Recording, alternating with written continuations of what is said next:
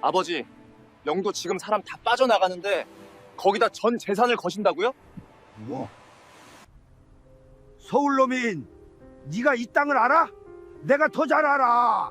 그게 고생의 끝이 아니라 낭떠러지의 시작인 줄은 꿈에도 몰랐습니다. 평생 모은 2억 4천에 대출 1억을 더 얹었습니다. 제 노후의 전부였던 3억 4천만 원. 3년 뒤 제 손에 남은 건 딱 1,000만 원이었습니다. 영도 조선소 사이렌이 울리면 200명이 몰려왔습니다. 그게 제 인생이었습니다. 그런데 어느 날부터 사이렌은 울려도 사람들은 아무도 오지 않았습니다.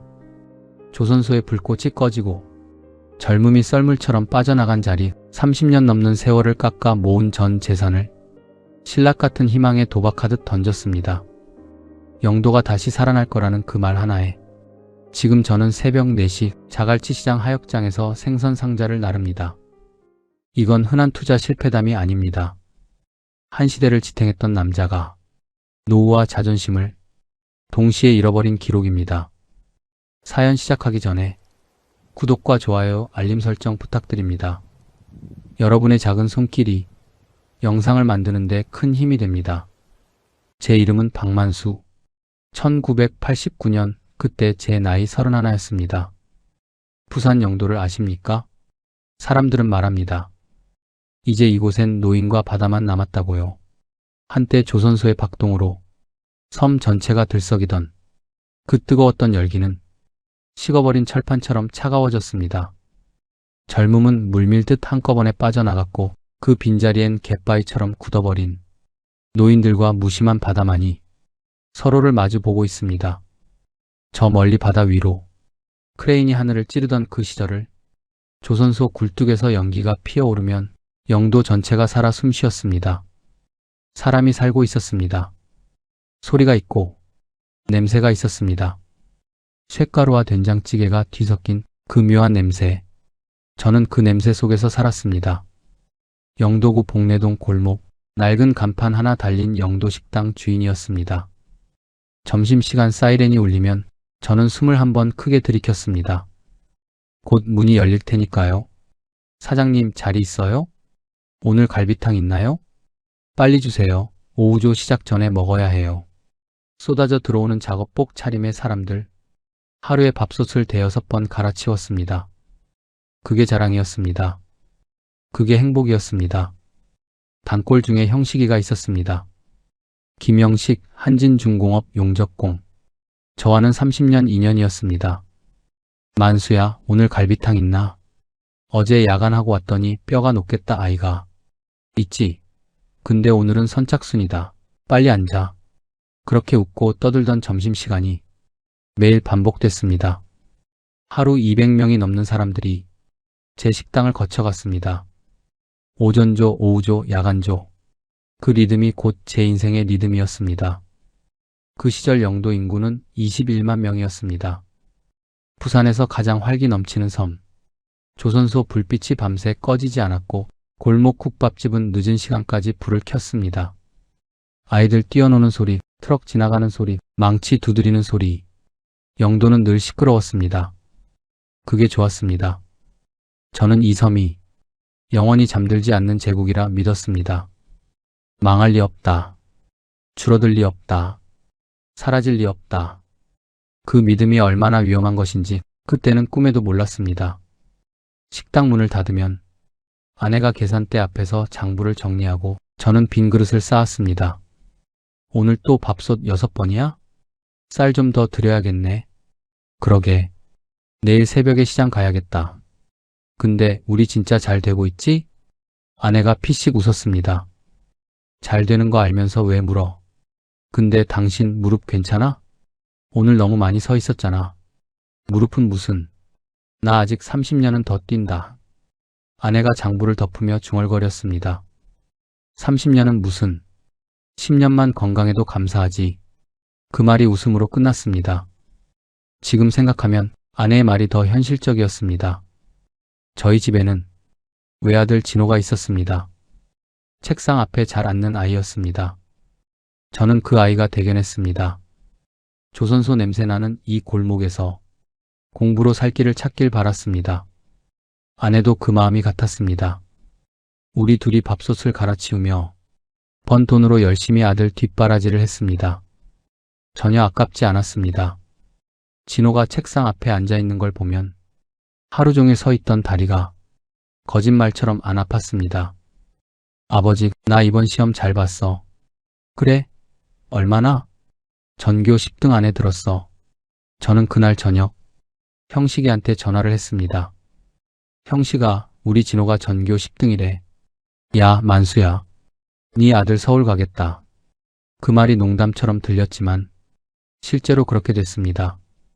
진호가 고등학교를 마치던 해 서울대학교에 합격했습니다. 아내가 그날 밤 울었습니다. 기쁨의 눈물이었습니다.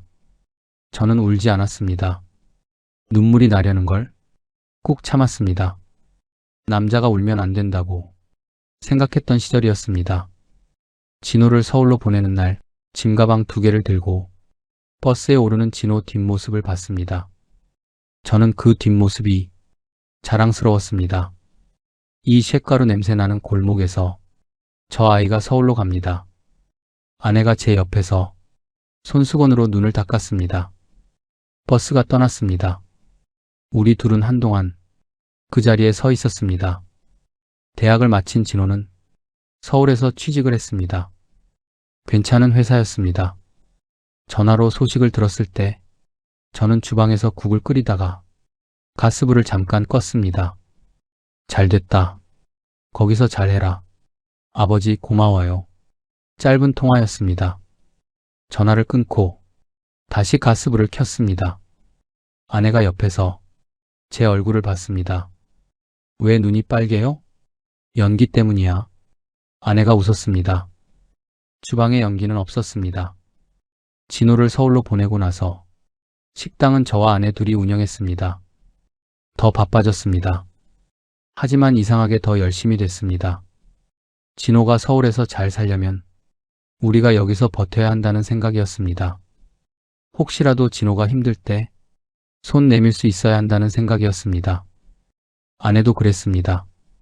한마디 불평 없이 새벽부터 밤까지 일했습니다. 그렇게 번 돈을 조금씩 모았습니다.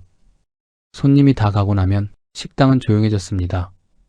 빈 테이블, 식어가는 국솥, 바닥에 남은 발자국들. 저는 그 발자국들을 닦으면서 생각했습니다. 내일도 저 자리가 다 찰 것이다. 모레도 그 다음 날도. 그리고 우리가 모은 이 돈이 언젠가 우리 노후를 지켜줄 것이다. 그 믿음이 흔들린 적이 없었습니다. 그 시절에 저는 세상에서 가장 행복한 사람이었습니다. 아내가 있었고, 단골들이 있었고, 서울로 올라간 아들이 있었고, 영도가 있었습니다. 그걸로 충분하다고 생각했습니다. 아니, 그것보다 더 바랄 게 없었습니다. 2011년 겨울이었습니다. 어느 날부터인가 점심시간 사이렌 소리가 작아졌습니다. 아니, 사이렌은 그대로였습니다. 사이렌이 울려도 오는 사람이 줄었습니다. 처음엔 그저 며칠 바쁜가 보다 했습니다. 그런데 그 며칠이 몇 달이 됐고 몇 달이 몇 년이 됐습니다. 그날도 형식이가 왔습니다. 그런데 뭔가 달랐습니다. 작업복이 아니었습니다. 깨끗한 사복 차림이었습니다. 혼자였습니다. 조용히 구석자리에 앉았습니다. 만수야, 나 오늘로 마지막이다. 뭔 마지막? 무슨 소리야? 희망퇴직 신청했다. 사실상 회사에서 쫓겨난 거야. 저는 국자를 내려놨습니다. 야, 설마 한진이 무너지겠나? 대한민국 대표 조선소인데. 형식이가 고개를 저었습니다. 만수야, 나 30년 용접했다. 현장 분위기라는 게 있어. 느낌이 다르다. 뭔가 많이 달라졌어. 저는 아무 말도 하지 못했습니다. 대신 형식이 밥그릇에 국을 한 번 더 부어줬습니다. 그게 제가 할 수 있는 전부였습니다. 형식이가 거제로 이사를 갔습니다. 그 다음 달 또 다른 단골이 울산으로 떠났습니다. 그 다음 달에는 또 한 사람, 200명이 넘던 단골들이 하나씩 짐을 쌌습니다. 조선소가 사람을 내보내는 속도만큼 제 식당도 비어갔습니다. 점심시간에 테이블 절반이 빈 날 저는 처음으로 불안했습니다. 하지만 입 밖으로 내지 않았습니다. 말하면 현실이 될 것 같아서. 어느 저녁이었습니다. 아내가 조심스럽게 말을 꺼냈습니다. 여보, 나 요새 계속 생각하는 게 있어. 뭔데? 우리 식당 규모 좀 줄이는 게 어떨까? 테이블 반으로 줄이고 인건비도 줄이고 손님이 줄었잖아. 저는 반사적으로 대답했습니다. 규모를 줄여? 그 소리는 포기하자는 소리잖아. 포기가 아니라 조정이지. 당신 고집 좀 꺾어봐. 세상이 바뀌고 있잖아. 내가 여기서만 30년이 넘었어. 내가 이 골목을 제일 잘 알아. 아내가 더 말을 잇지 못했습니다. 그 침묵이 두 사람 사이에 무겁게 내려앉았습니다. 지금 생각하면 그때 아내 말을 들었어야 했습니다. 2016년 여름이었습니다. 저녁 식당을 혼자 정리하고 있는데 아들 진호한테 전화가 왔습니다. 아버지, 식당 요즘 어때요? 뉴스 보니까 조선업 위기라고 하던데. 괜찮다, 괜찮아. 뭘 걱정이야. 아니, 영도 자체가 힘들어 보이던데. 아버지, 솔직히 말해줘요. 아버지가 30년을 넘게 여기서 버텼다. 영도가 망하면 부산이 망하는 거야. 걱정 말고 너나 잘해. 전화를 끊었습니다. 텅 빈 테이블들이 보였습니다. 저는 말없이 행주로 테이블을 닦기 시작했습니다. 닦고 또 닦고 필요도 없는 테이블을 계속 닦았습니다. 진호한테 괜찮다고 했지만 사실 그때 저도 알고 있었습니다. 뭔가 잘못되어 가고 있다는 것을. 그런데도 믿었습니다. 영도가 나를 배신하지 않을 거라고. 골목 분위기가 완전히 달라졌습니다. 예전에는 점심시간이면 사람들로 골목이 꽉 찼습니다. 그런데 이제는 걷다 보면 빈 가게들이 눈에 띄었습니다. 철물점 하나가 문을 닫았습니다. 이발소가 없어졌습니다. 오래된 슈퍼가 편의점으로 바뀌었습니다. 그 편의점마저도 손님이 없어 파리만 날렸습니다.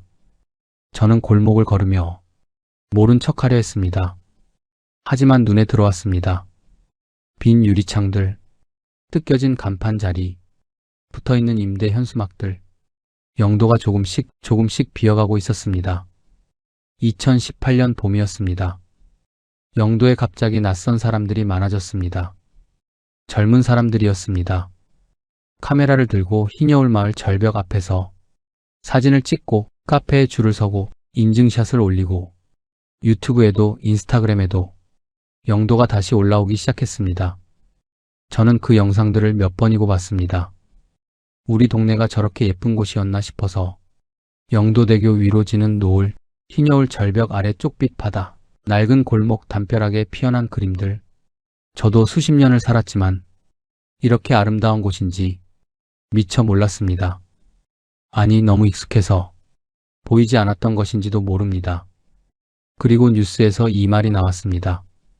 영도구 도시재생 뉴딜 사업 선정. 그 말을 처음 들었을 때 저는 숟가락을 내려놨습니다. 저녁을 먹다가 TV를 보던 중이었습니다. 아내도 주방에서 나와 TV 앞에 섰습니다. 기자가 마이크를 들고 흰여울 마을 앞에 서서 말했습니다. 낡은 집들이 카페와 게스트하우스로 바뀌고 골목이 관광 명소가 되고 사람들이 돌아올 거라고. 저는 그 말이 가슴 깊이 박혔습니다. 영도가 다시 살아나는구나. 우리 시대가 다시 오는구나. 조선소가 무너지고 사람들이 떠나고 골목이 비어가는 걸 지켜봤던 지난 몇 년. 그 서러움이 이 한마디에 씻기는 것 같았습니다. 며칠 뒤 식당 점심시간이었습니다. 낯선 남자가 명함을 들고 들어왔습니다. 나이는 50 중반쯤 됐을까요? 말끔하게 차려입은 차림새였습니다. 사장님, 안녕하세요. 저 요 앞 부동산 최대길입니다. 자주 오고 싶었는데 오늘 처음 왔네요. 어서 오세요. 뭐 드시겠어요? 된장찌개 주세요. 근데 사장님, 옆 건물 보셨어요? 빈지 꽤 됐죠? 그거요? 원래 철물점이었는데 2년 전부터 비어 있어요. 최대길 씨가 숟가락을 내려놓으며 목소리를 낮췄습니다.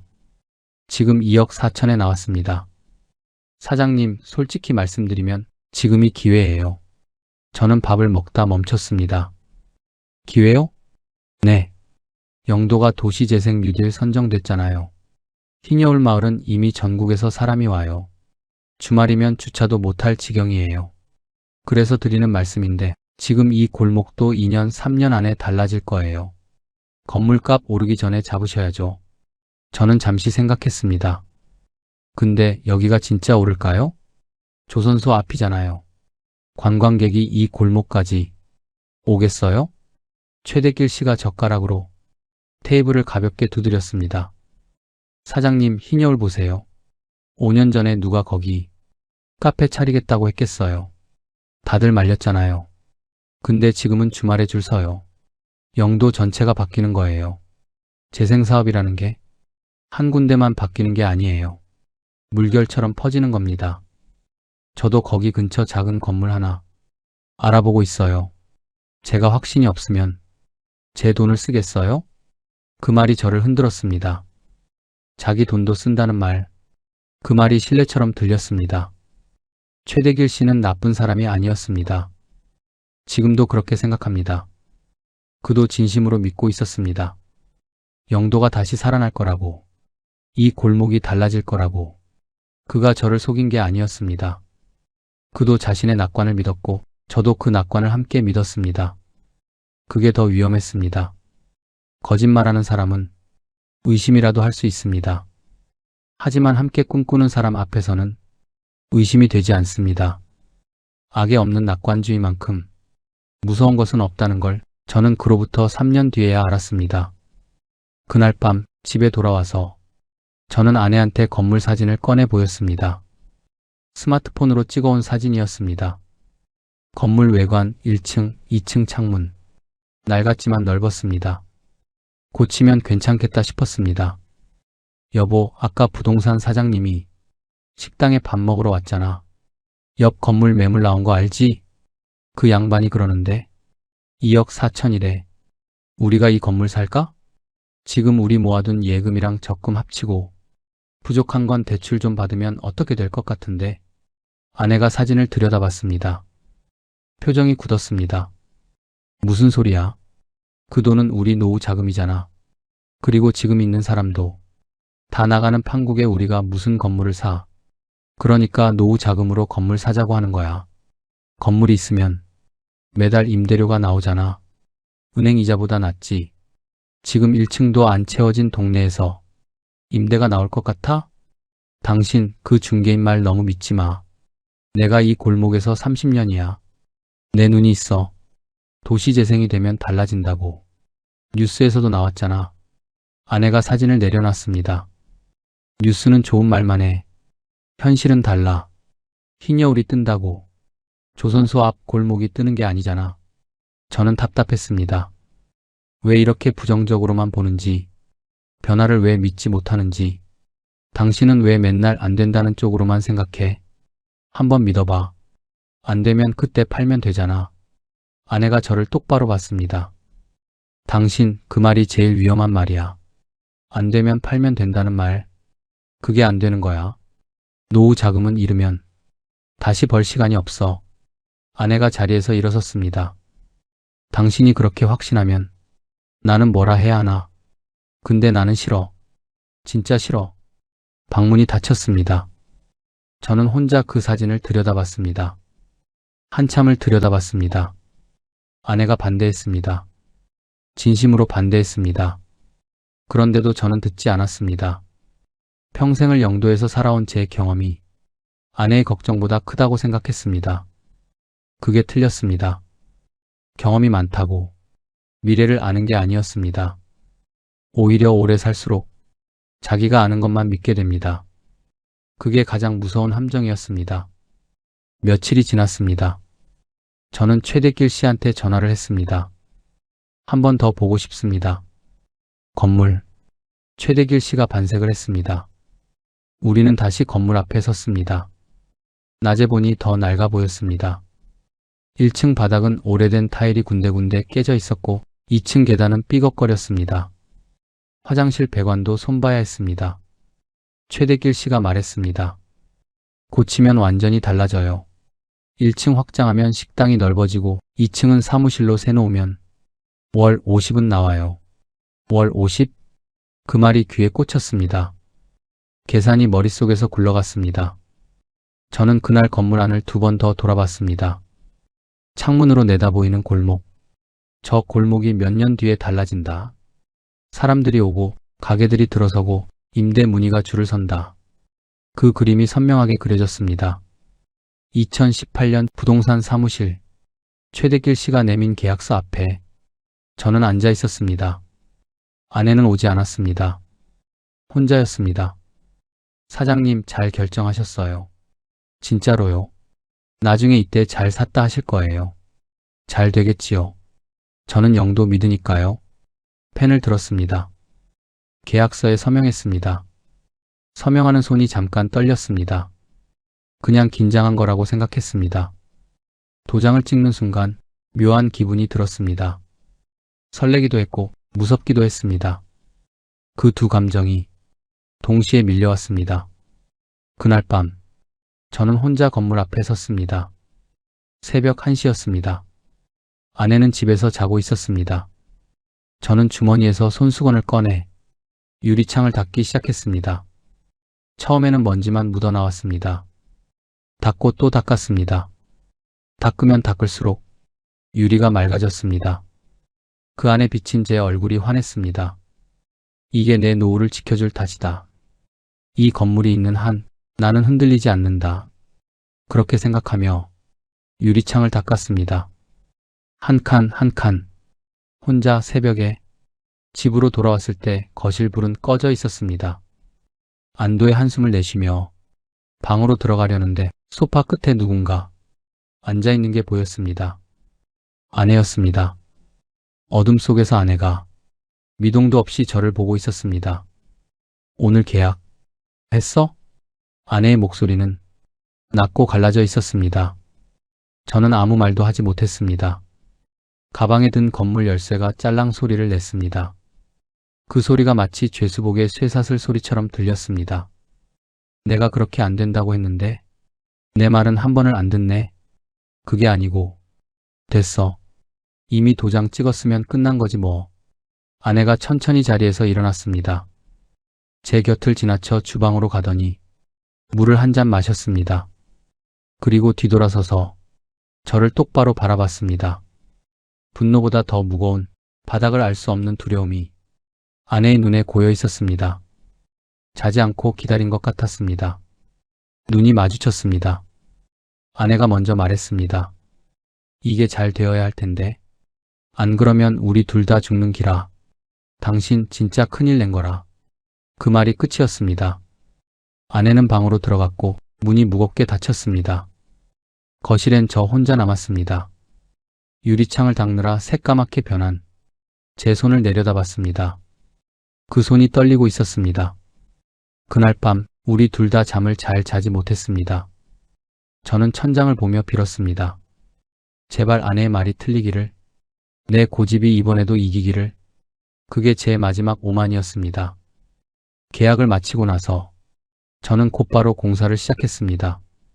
오래된 철물점 건물이었으니 손볼 곳이 한두 군데가 아니었습니다.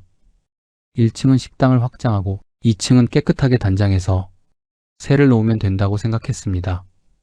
그 생각이 얼마나 순진했는지는 공사가 시작되고 나서야 알았습니다. 공사 첫날부터 문제가 생겼습니다. 인부들이 벽을 뜯어내자 안에서 낡은 배관이 나왔습니다. 녹이 슬어 있었습니다. 그냥 두면 안 된다고 했습니다. 전부 교체해야 한다고 했습니다. 공사 반장이 저를 불렀습니다. 사장님, 2층 화장실이 배관부터 다 갈아야 해요. 예상보다 돈이 더 나올 것 같습니다. 얼마나요? 한 500 더 잡으시면 될 것 같아요. 저는 잠깐 표정이 굳었습니다. 500이면 적은 돈이 아니었습니다. 하지만 이왕 시작한 공사였습니다. 중간에 멈출 수도 없었습니다. 그래요, 합시다. 어차피 제대로 해야지. 그렇게 말하고 돌아서는데 발걸음이 무거웠습니다. 그게 시작이었습니다. 공사는 할수록 돈이 나왔습니다. 바닥 타일을 뜯으니 그 아래 습기가 차 있었습니다. 방수 처리를 해야 했습니다. 1층 천장을 올리니 전기 배선이 엉켜 있었습니다. 전부 새로 깔아야 했습니다. 창문이 낡아서 단열이 안 됐습니다. 새 창문으로 교체했습니다. 하나를 고치면 또 다른 문제가 나왔습니다. 오래된 건물은 건드릴수록 속이 드러났습니다. 처음 리모델링 예산은 6천이었습니다. 그게 7천이 됐고 7,500이 됐고 결국 8,500이 넘었습니다. 저는 그때마다 스스로를 달랬습니다. 제대로 해놓으면 나중에 더 값어치가 있다. 지금 아끼다가 나중에 더 들면 안 된다. 그 말이 지출을 정당화했습니다. 공사가 한창이던 어느 날 저녁, 아내가 공사 현장을 처음으로 왔습니다. 건물 안을 조용히 둘러봤습니다. 인부들이 퇴근하고 없는 시간이었습니다.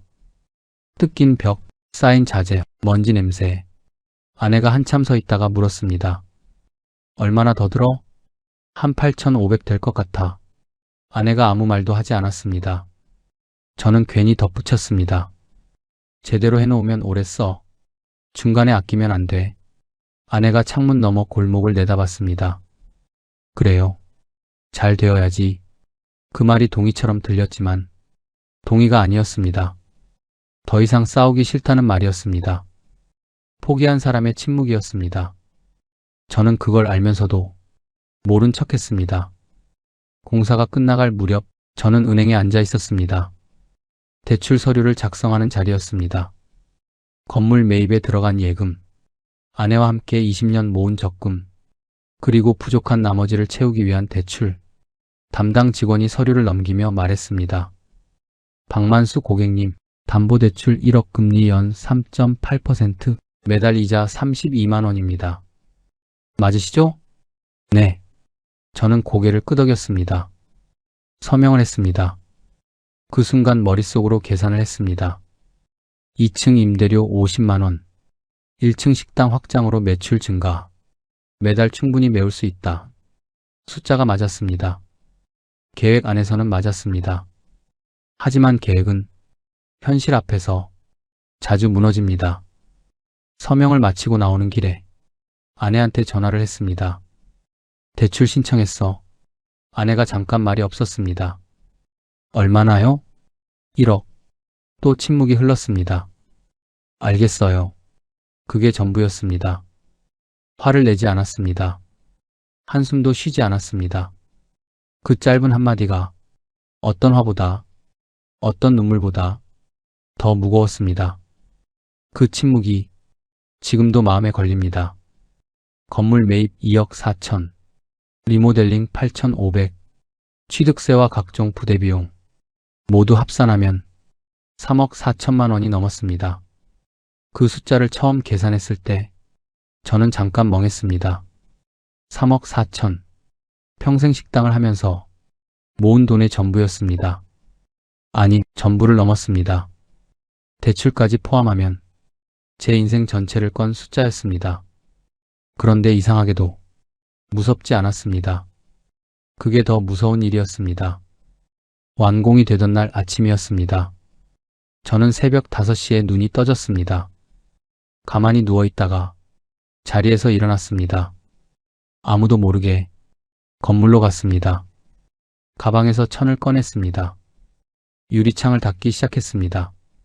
완공된 건물의 유리창은 공사먼지가 잔뜩 앉아 있었습니다. 닦고 또 닦았습니다. 먼지가 거치자 유리가 맑아졌습니다. 새벽빛이 그 안으로 들어왔습니다. 저는 그 유리창 앞에 서서 한참을 바라봤습니다. 이게 내 다지다. 이게 내 노후다. 이 건물이 있는 한 나는 흔들리지 않는다. 그렇게 생각했습니다.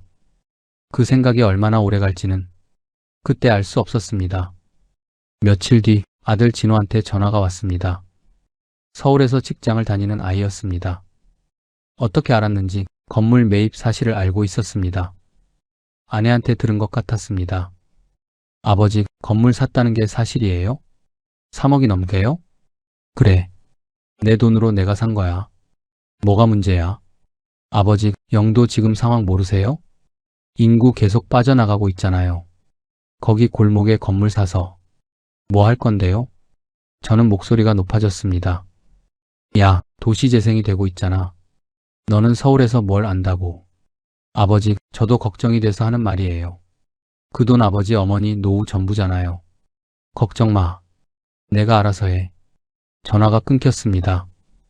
저는 그 자리에 서 있었습니다. 진호 말이 틀리지 않았습니다. 하지만 그때 저는 아들의 걱정보다 제 판단을 더 믿었습니다. 평생 영도에서 살아온 사람이 서울에서 회사 다니는 아이보다 이 땅을 더 잘 안다고 생각했습니다. 그게 제 가장 큰 실수였습니다. 아는 것과 보고 싶은 것을 구분하지 못한 실수였습니다. 그해 겨울, 저는 매일 아침 건물 유리창을 닦았습니다. 비가 오는 날도 닦았습니다. 안개가 끼는 날도 닦았습니다. 유리창이 맑아야, 아니 잘 보일 것 같았습니다. 아니 잘 보여야 손님이 들어올 것 같았습니다. 그 마음이, 그게 제가 할 수 있는 전부였습니다. 아내는 그런 저를 매일 아침 창문 너머로 바라봤습니다. 아무 말도 하지 않았습니다.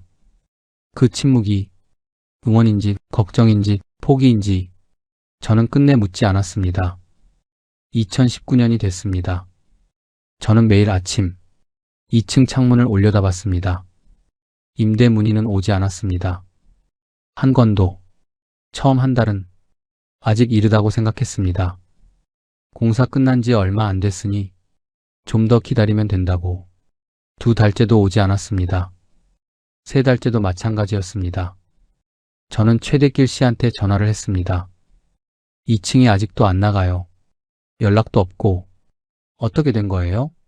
최대길 씨 목소리가 달랐습니다. 사장님, 저도 요즘 좀 솔직히 흰여울 쪽은 카페 문의가 있는데 이쪽 조선소 앞 골목은 좀 더 시간이 걸리나 봐요. 시간이요? 얼마나 더요? 좀 지켜봐야 할 것 같아요. 죄송합니다, 사장님. 저도 확신했었는데 전화를 끊었습니다. 최대길 씨도 당황하고 있었습니다. 그도 몰랐던 겁니다. 재생사업이 골목 전체를 바꿀 거라고 믿었는데 현실은 달랐습니다. 저는 그날 오후 골목을 천천히 걸어봤습니다. 오래전부터 알던 골목이었습니다. 그런데 그날따라 다르게 보였습니다. 셔터가 내려진 가게들, 유리에 먼지가 쌓인 빈 상가들, 여기저기 붙어있는 임대 현수막들, 예전에는 보이지 않던 것들이 그날은 눈에 들어왔습니다. 아니, 보려 하지 않았던 것들이 그날은 피할 수가 없었습니다. 골목 끝 슈퍼를 하던 박씨 아저씨가 생각났습니다. 언제부터인가 보이지 않았습니다. 이발소하던 정씨 아저씨도 없었습니다. 제 식당에 가끔 오던 골목 안할머니도 어느 날부터 안 오셨습니다. 물어보니 자식들이 있는 곳으로 이사를 가셨다고 했습니다. 사람들이 떠났습니다. 조용히 하나씩 소리도 없이 어느 날 뉴스에서 이런 말이 나왔습니다. 영도구 부산 최초 인구 소멸 위험 지역 분류. 저는 그 뉴스를 보면서 밥을 먹다 멈췄습니다. 인구 소멸 위험 지역. 그 말의 의미가 처음에는 잘 안 와닿았습니다. 그런데 가만히 생각해 보니 알 것 같았습니다. 젊은 사람이 없다는 것, 아이가 없다는 것, 남은 것은 노인들 뿐이라는 것, 그리고 그 노인들마저도 하나씩 떠나거나 사라진다는 것. 그런 곳에 사람들이 가게를 열겠다고 올까요? 사무실을 내겠다고 올까요? 저는 그 뉴스를 보면서 처음으로 제 판단이 흔들렸습니다. 관광객은 왔습니다. 흰여울 마을 절벽 위 카페에는 주말마다 사람이 몰렸습니다. 영도대교 근처 갤러리에도 젊은 사람들이 왔습니다. 그런데 조선소 앞 골목까지는 오지 않았습니다. 쇳가루 냄새가 나는 이 골목에는 카메라를 든 여행자도 없었고 인스타그램에 올릴 예쁜 카페도 없었습니다. 그냥 오래된 골목이었습니다. 사람이 빠져나간 골목. 저는 그걸 그제야 알았습니다. 흰여울이 뜬다고 조선소 앞 골목이 뜨는 게 아니었습니다. 같은 영도였지만 전혀 다른 세계였습니다. 아내가 그렇게 말했었습니다. 그때 왜 듣지 않았을까요? 매달 고정 지출을 계산했습니다. 대출 이자 32만 원, 건물 관리비 30만 원, 재산세와 각종 세금, 화재 보험료, 생활비 모두 합산하면 한 달에 200만 원이 훌쩍 넘었습니다. 식당 매출은 하루 10만 원 안팎이었습니다. 한 달이면 300만 원이 채 안 됐습니다. 거기서 재료비, 인건비를 빼면 남는 게 없었습니다. 아니, 마이너스였습니다. 저는 그 숫자를 한동안 들여다봤습니다. 인정하기 싫었습니다. 어느 날 저녁이었습니다. 아내가 가계부를 앞에 두고 앉아 있었습니다. 표정이 좋지 않았습니다. 여보, 이번 달도 적자야. 저는 아무 말도 하지 않았습니다. 이제 버틸 수가 없어. 당신 이거 어떻게 할 거야? 내가 생각해 볼게. 아내의 눈에 눈물이 맺혔습니다. 뭘 생각해? 내가 하지 말라고 했잖아. 내가 그랬잖아. 저는 그 눈물을 보고 고개를 돌렸습니다. 마주 볼 수가 없었습니다.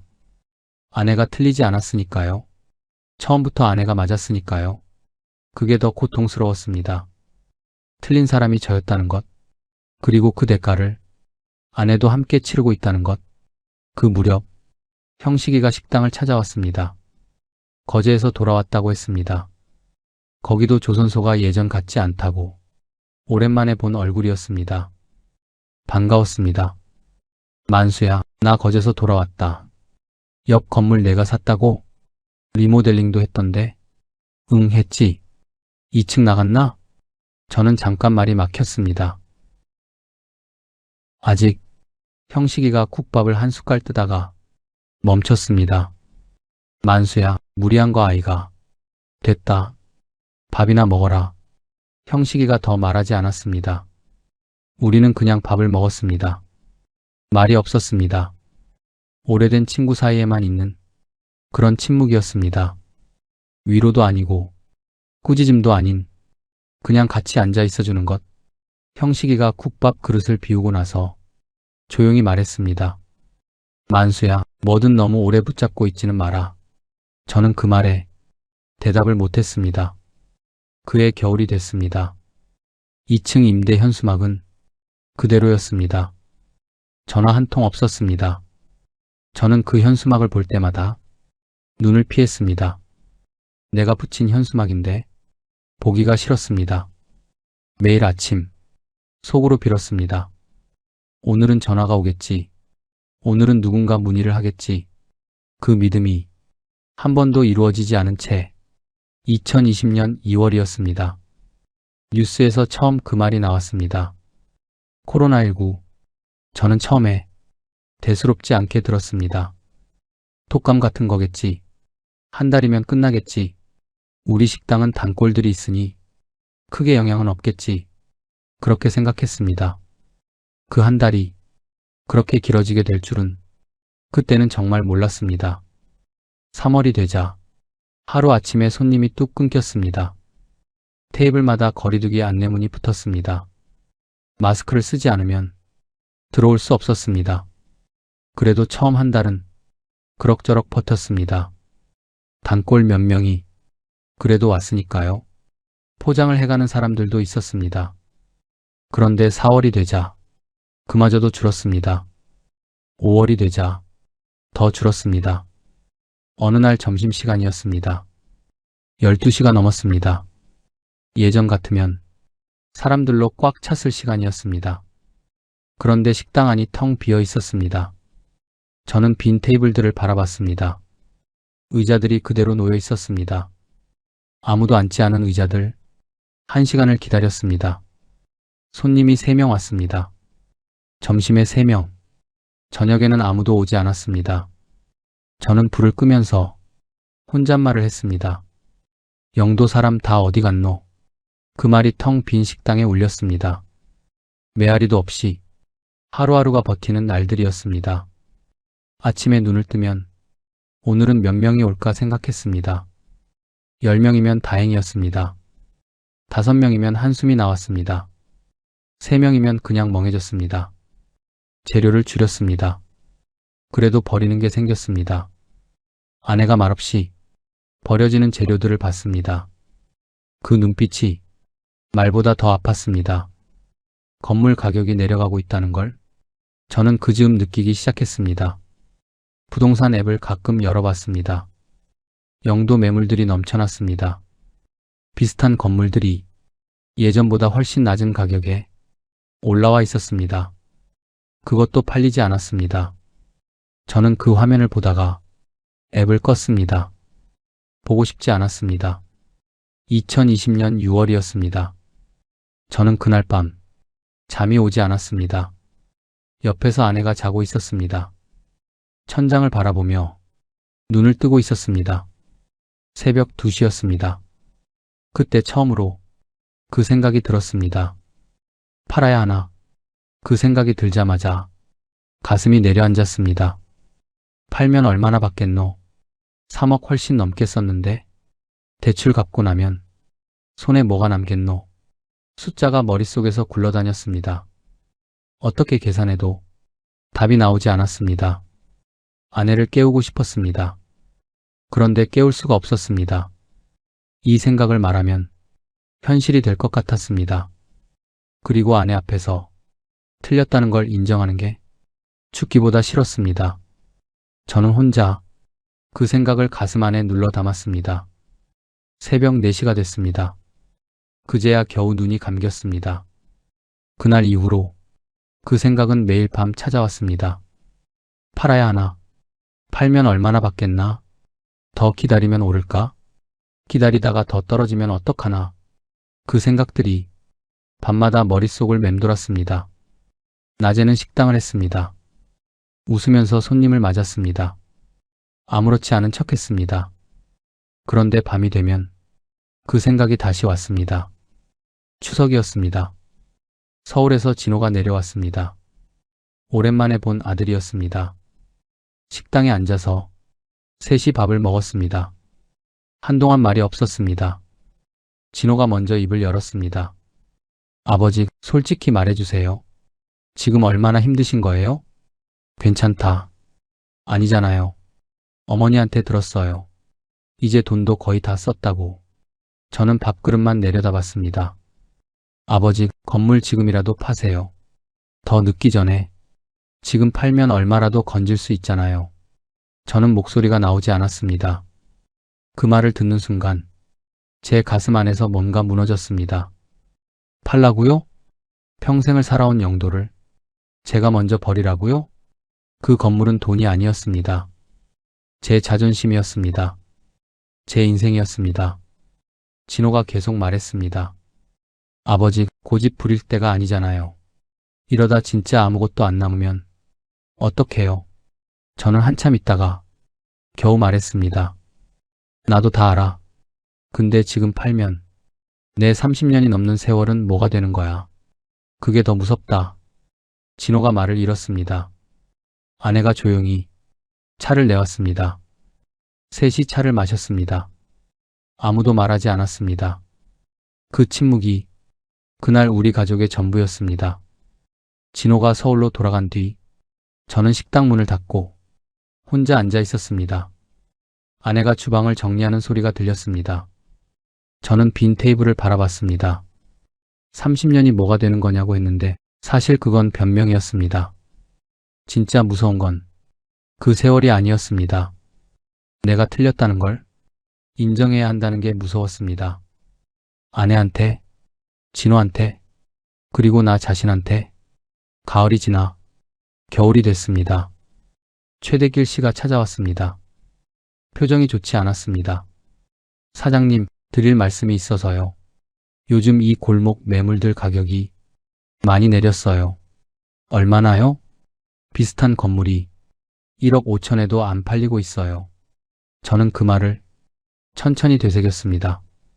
1억 5천, 3억 4천이 넘는 돈을 들인 건물이 1억 5천에도 안 팔린다. 코로나 때문에 일시적인 거라 봐요. 좀 더 기다리시면. 알겠어요. 수고하세요. 최대길 씨가 나갔습니다.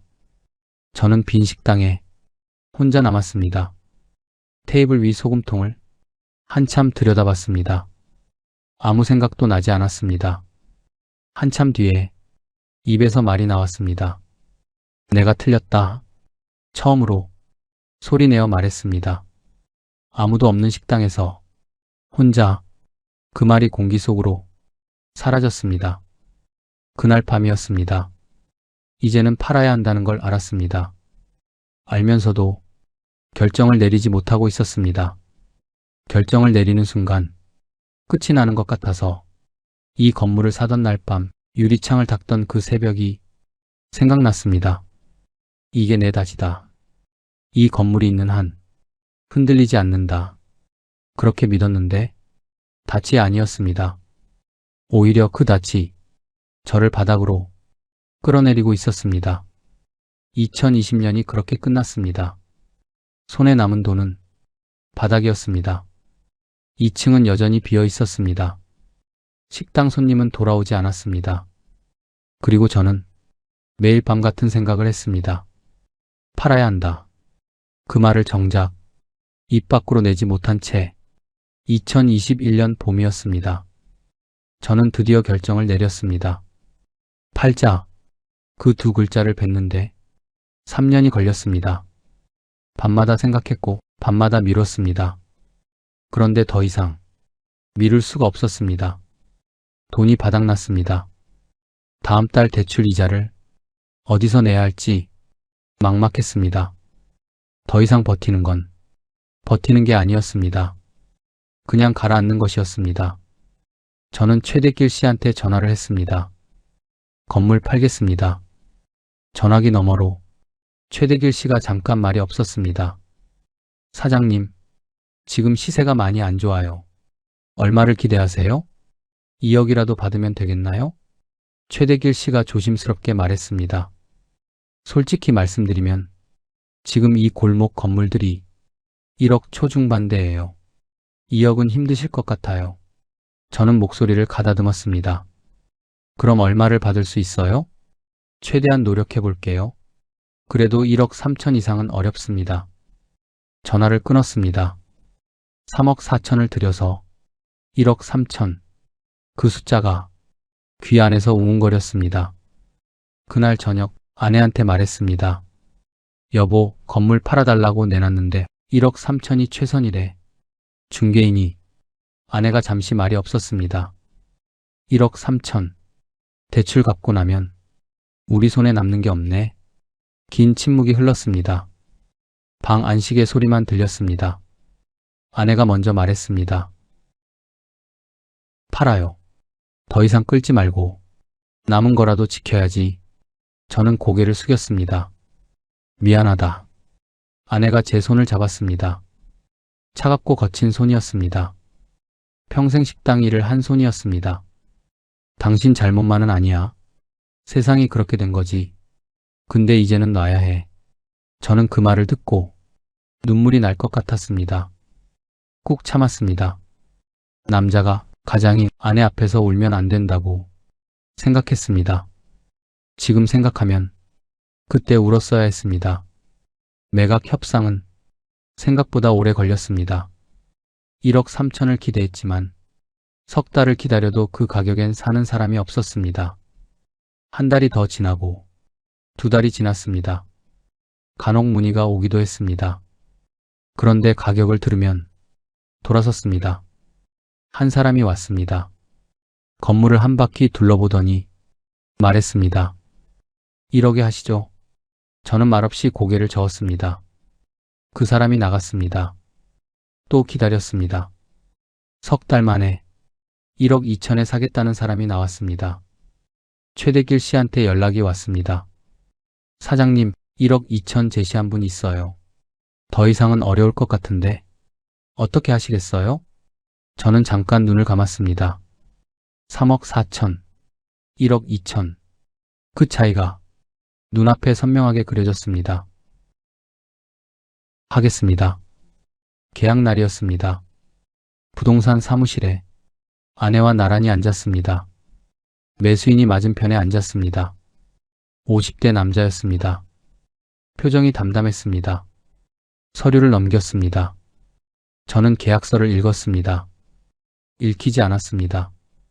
글자들이 눈앞에 있는데 머릿속으로 들어오지 않았습니다. 최대길 씨가 말했습니다. 사장님, 여기 서명하시면 됩니다. 펜을 들었습니다. 손이 떨렸습니다. 2018년 계약서에 서명할 때도 손이 떨렸습니다. 그때는 설레서 떨렸습니다. 이번에는 달랐습니다. 정말 끝났습니다. 제 인생이. 사무실 문을 나서는데 다리가 풀렸습니다. 아내가 팔을 잡아줬습니다. 괜찮아요? 응. 괜찮지 않았습니다. 우리는 말없이 걸었습니다. 어디로 가야 할지 몰라. 그냥 걸었습니다. 발이 영도대교로 향했습니다. 왜 그리 갔는지 모르겠습니다. 그냥 발이 그리로 갔습니다. 아내도 말없이 따라왔습니다. 다리 위에 섰습니다. 바람이 불었습니다. 바다 냄새가 났습니다. 저는 혼잣말을 했습니다. 내 시대도 저 다리처럼 이제는 영영 내려오지 않겠구나. 아내가 들었는지 모르겠습니다. 아무 말도 하지 않고 그냥 제 옆에 서 있었습니다. 저는 한참을 더 거기 서 있었습니다. 아쉬워서도 아니었고 무서워서도 아니었습니다. 그냥 그 자리에 오래 있고 싶었습니다. 이 다리도, 이 바다도, 이 섬도 제 삶의 일부였으니까요.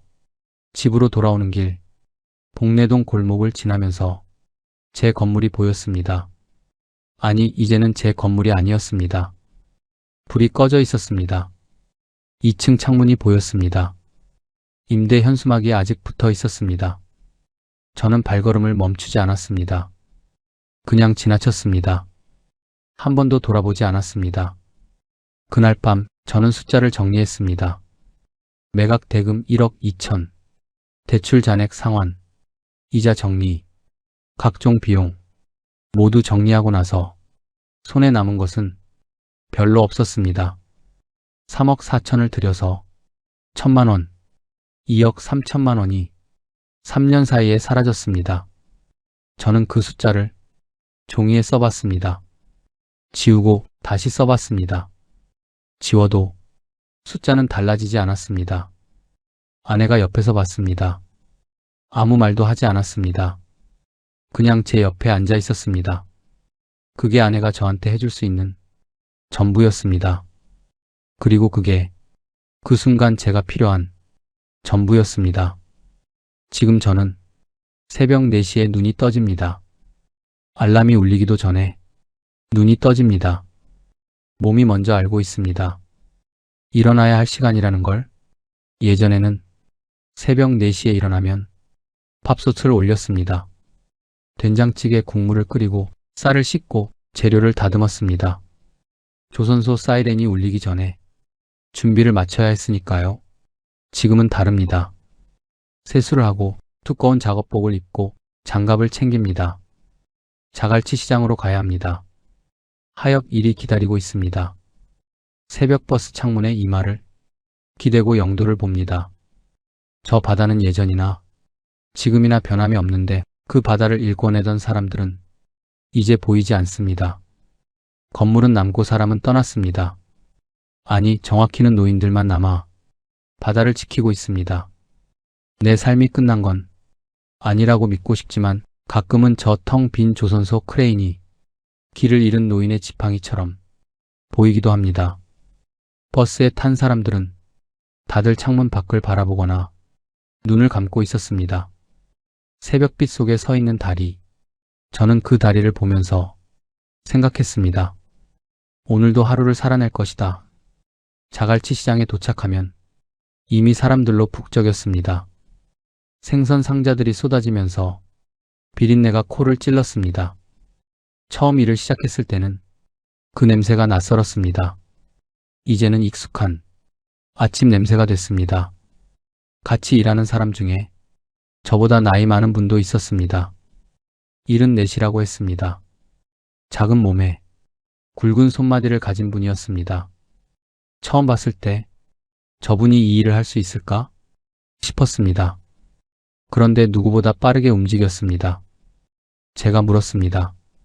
어르신, 언제부터 여기서 하셨어요? 10년 됐어. 예전에 장사하다가 다 날리고 여기 왔지. 근데 여기가 오히려 낫더라고. 내일 하고 내 돈 받으니까. 그 말이 오래 남았습니다. 내일 하고 내 돈 받는다. 그게 단순한 것 같지만 쉬운 일이 아니었습니다. 형식이도 자갈치 시장으로 나왔습니다. 거제에서 돌아온 뒤 마땅한 일이 없다고 했습니다.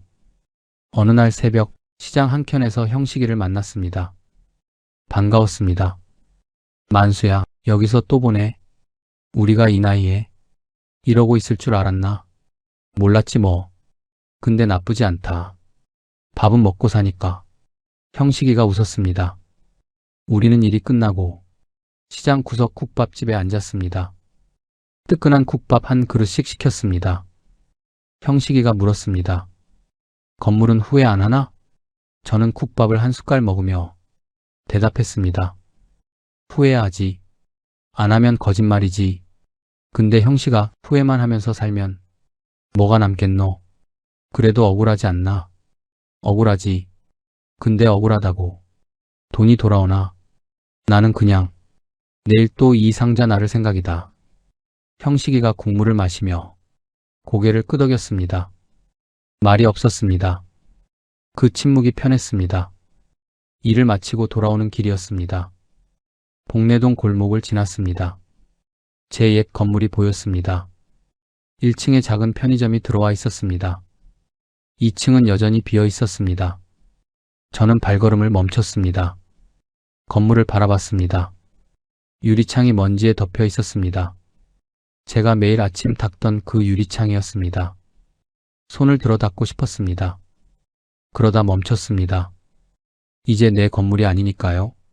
저는 대신 제 두 손을 바라봤습니다. 생선 냄새가 배어있는 손, 오늘 아침 일한 손, 이 손이 아직 건강하게 일하고 있었습니다. 건물은 잃었지만 이 손은 잃지 않았습니다. 어느 날 아침이었습니다. 일을 마치고 걸어오는데 아들 진호한테 전화가 왔습니다. 아버지, 잘 지내세요? 잘 지낸다. 오늘 일 마쳤어. 무리하지 마세요. 몸이 먼저잖아요. 이 아비 걱정하지 마라. 아직 건강하다. 저는 잠깐 걸음을 멈췄습니다. 하고 싶은 말이 있었습니다. 3년 동안 하지 못했던 말. 진호야. 네. 아버지가 그때 잘못 판단했다. 내가 말린 거 맞았어. 미안하다. 전화기 너머로 잠시 침묵이 흘렀습니다. 진호가 말했습니다. 아버지, 마음 고생 많이 하신 거 알아요. 3년이다, 이놈아. 진호가 웃었습니다. 저도 웃었습니다. 오랜만에 웃었습니다. 아버지, 괜찮아요. 건강하게만 계세요. 전화가 끊겼습니다. 저는 한동안 그 자리에 서 있었습니다. 하늘을 봤습니다. 구름이 흘러가고 있었습니다. 그날 저녁 아내와 밥을 먹었습니다. 특별한 날이 아니었습니다. 그냥 평범한 저녁이었습니다. 된장찌개에 밥 한 공기. 아내가 말했습니다. 오늘 힘들었어요? 아니, 괜찮았어. 형식이도 만났어. 우리는 말없이 밥을 먹었습니다. 예전 같으면 이 침묵이 무거웠을 것입니다. 그런데 이제는 이 침묵이 편했습니다. 다 겪고 나서 남은 사람들 사이의 침묵이었습니다.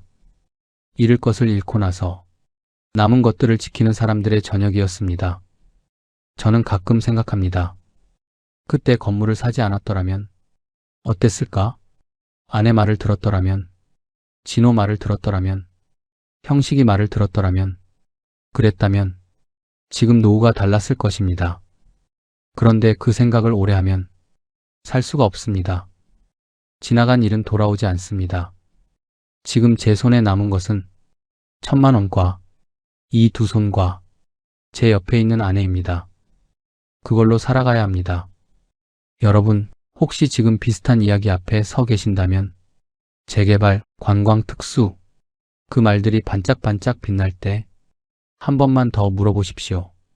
그 빛이 내 골목까지 닿는지, 임대 수요가 있는 곳인지, 인구가 늘어나는 곳인지, 그리고 가장 중요한 것, 이 돈이 없어지면 내가 다시 벌 수 있는 나이인지, 노후 자금으로 거는 도박에는 두 번의 기회가 없습니다.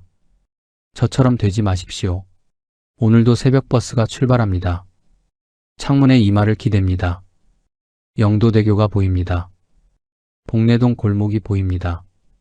불 꺼진 빈 건물들이 보입니다. 그 위로 새벽빛이 천천히 내려옵니다. 저는 그 빛을 바라봅니다. 오늘도 살아있고 그걸로 충분합니다. 오늘 하루를 다시 시작합니다.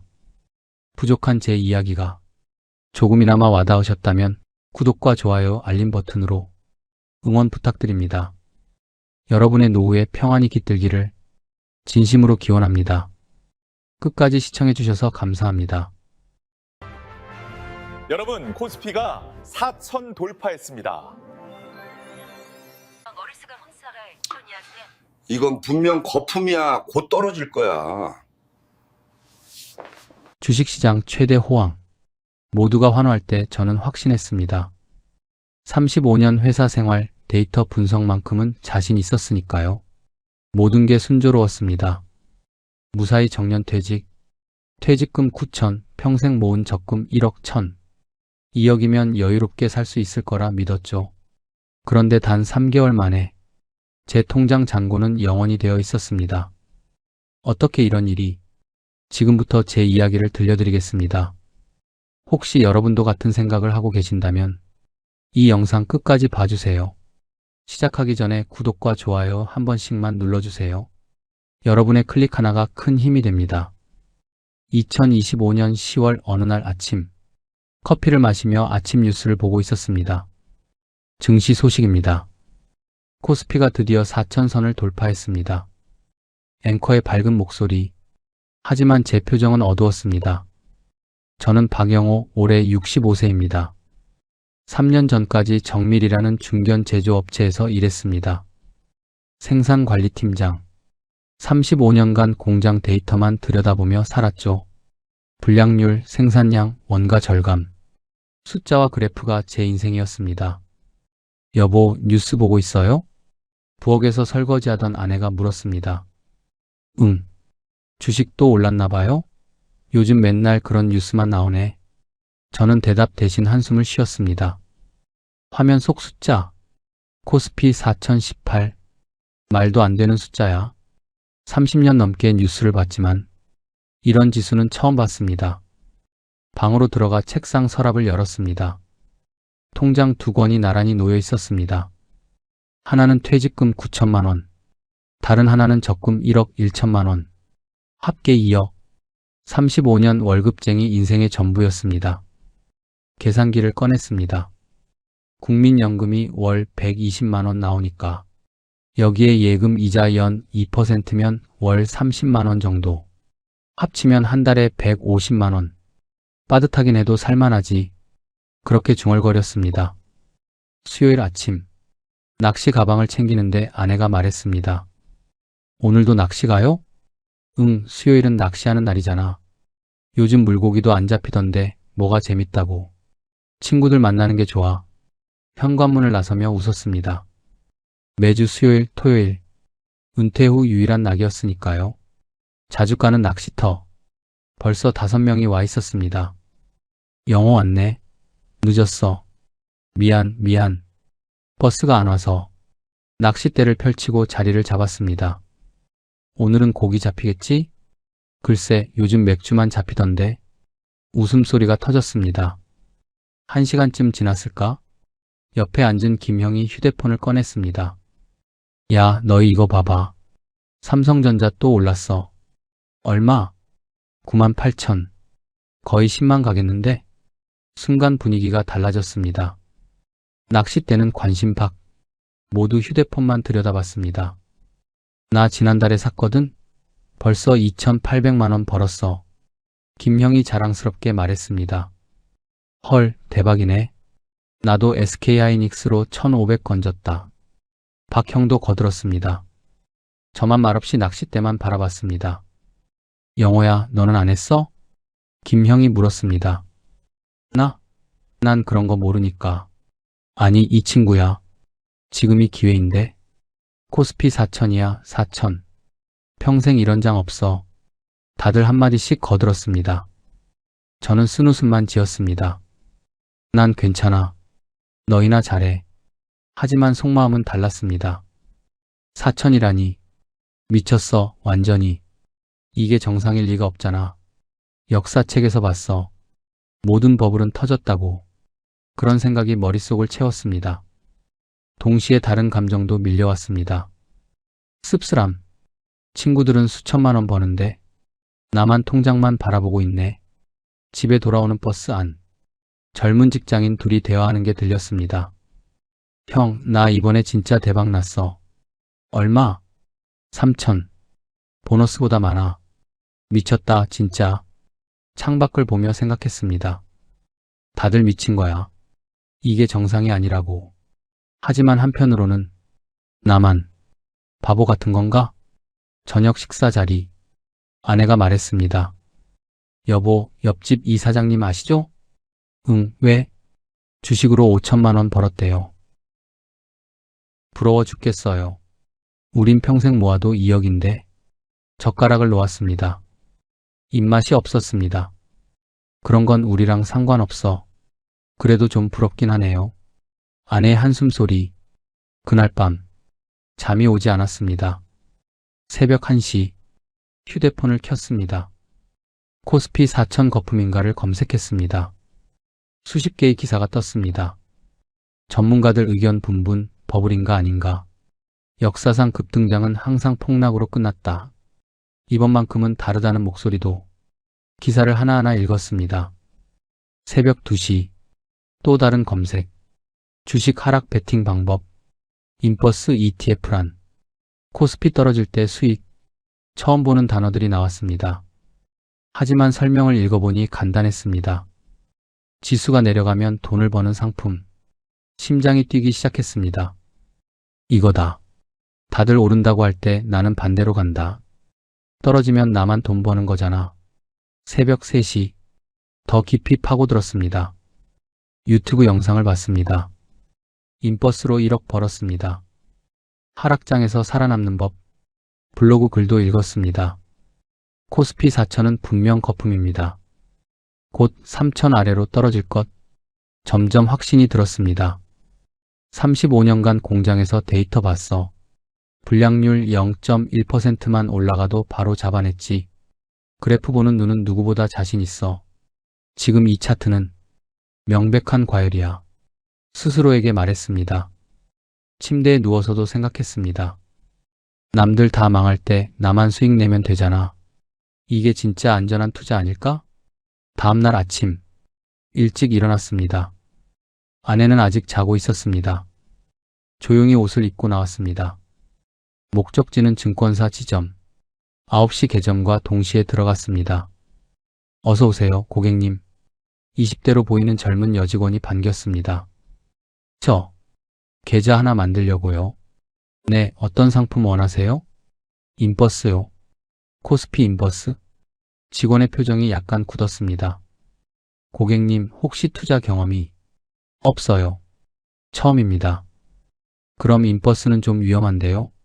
특히 요즘같이 상승장에선. 말을 끊었습니다. 그래서 하는 겁니다. 지금이 정점이잖아요. 곧 떨어져요. 직원이 난처한 표정을 지었습니다. 그건 누구도 확신할 수 없어서요.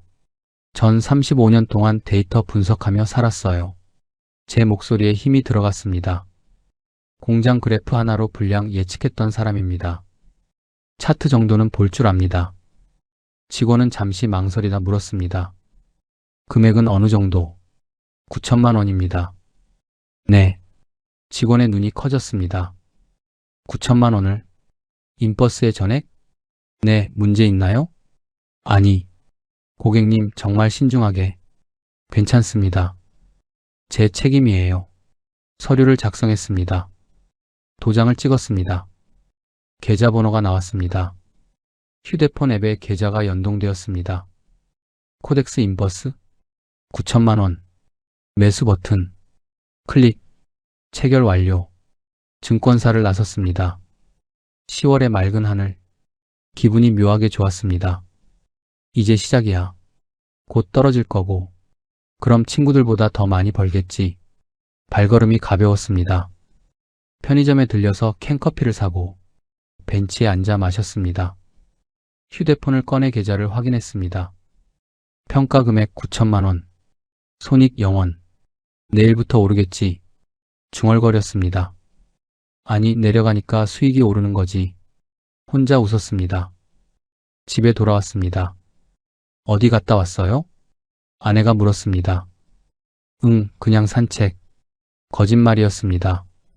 인생에서 아내에게 거짓말한 적이 거의 없었는데 오늘은 자연스럽게 나왔습니다.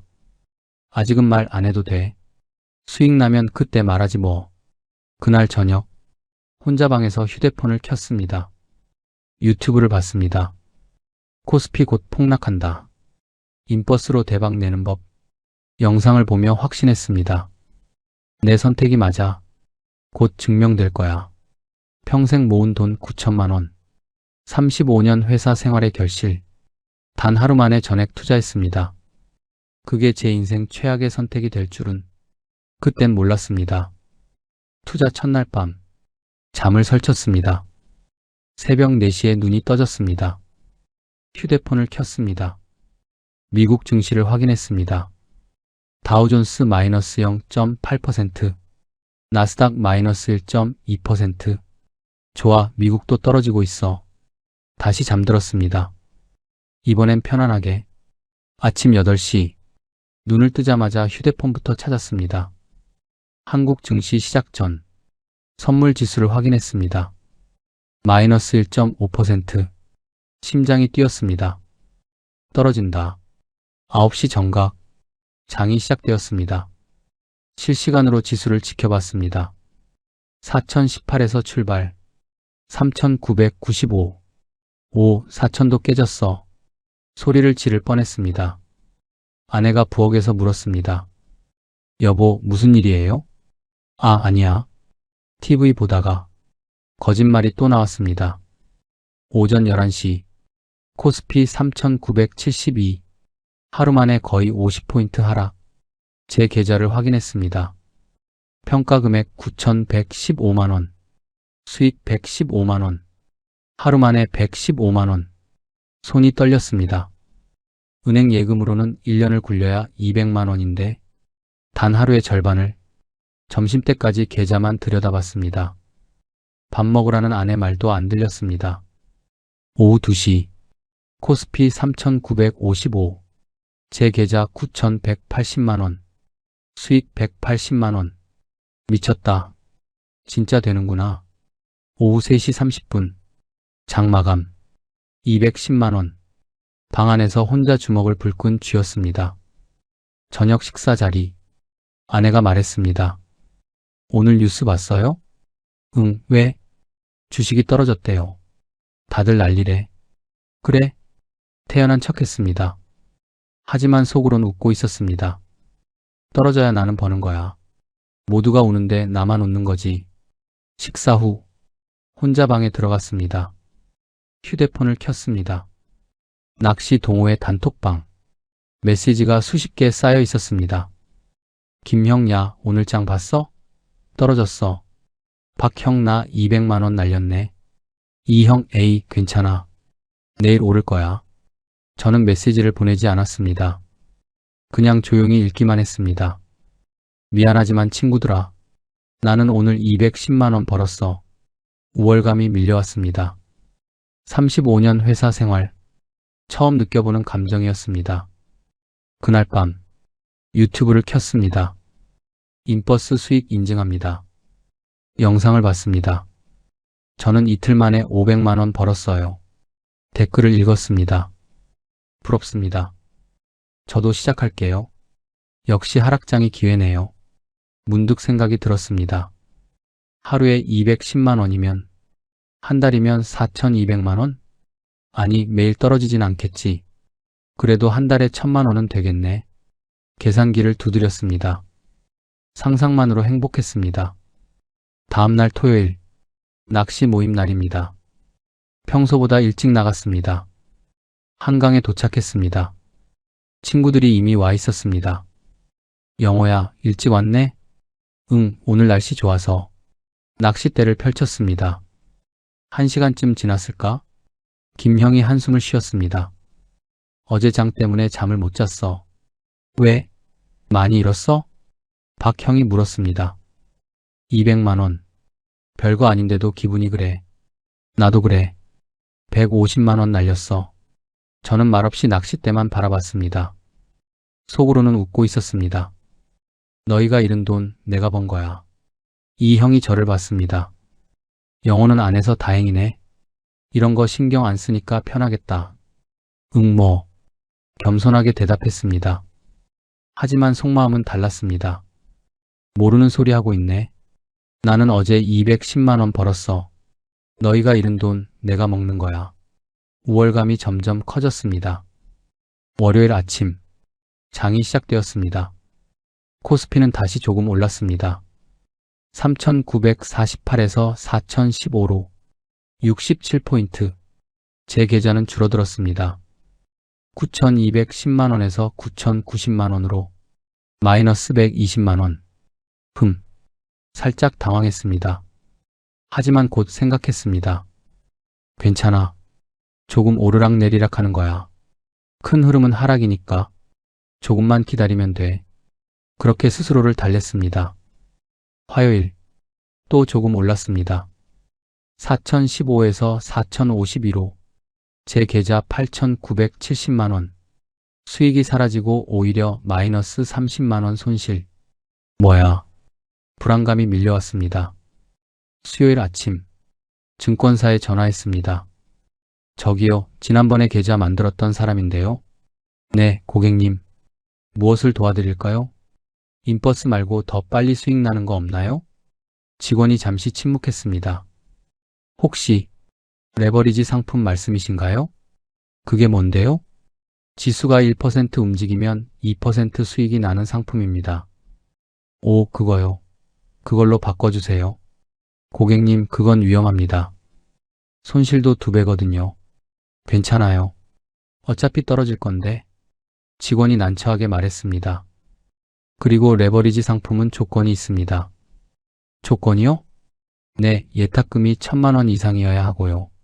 그건 문제 없어요. 9천 있으니까. 사전 교육도 이수하셔야 합니다. 교육이요? 그게 뭔데요?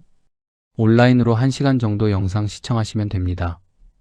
지금 당장 할 수 있어요? 네, 가능합니다. 그럼 지금 보낼 테니 바로 해주세요. 휴대폰으로 링크가 왔습니다. 교육 영상이었습니다.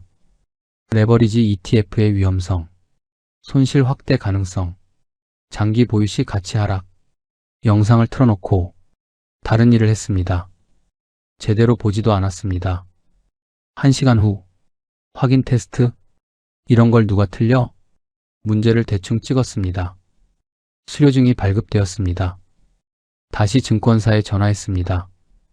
교육 끝났어요. 확인했습니다. 그럼 전환 도와드리겠습니다. 빨리 부탁드려요. 전화를 끊었습니다.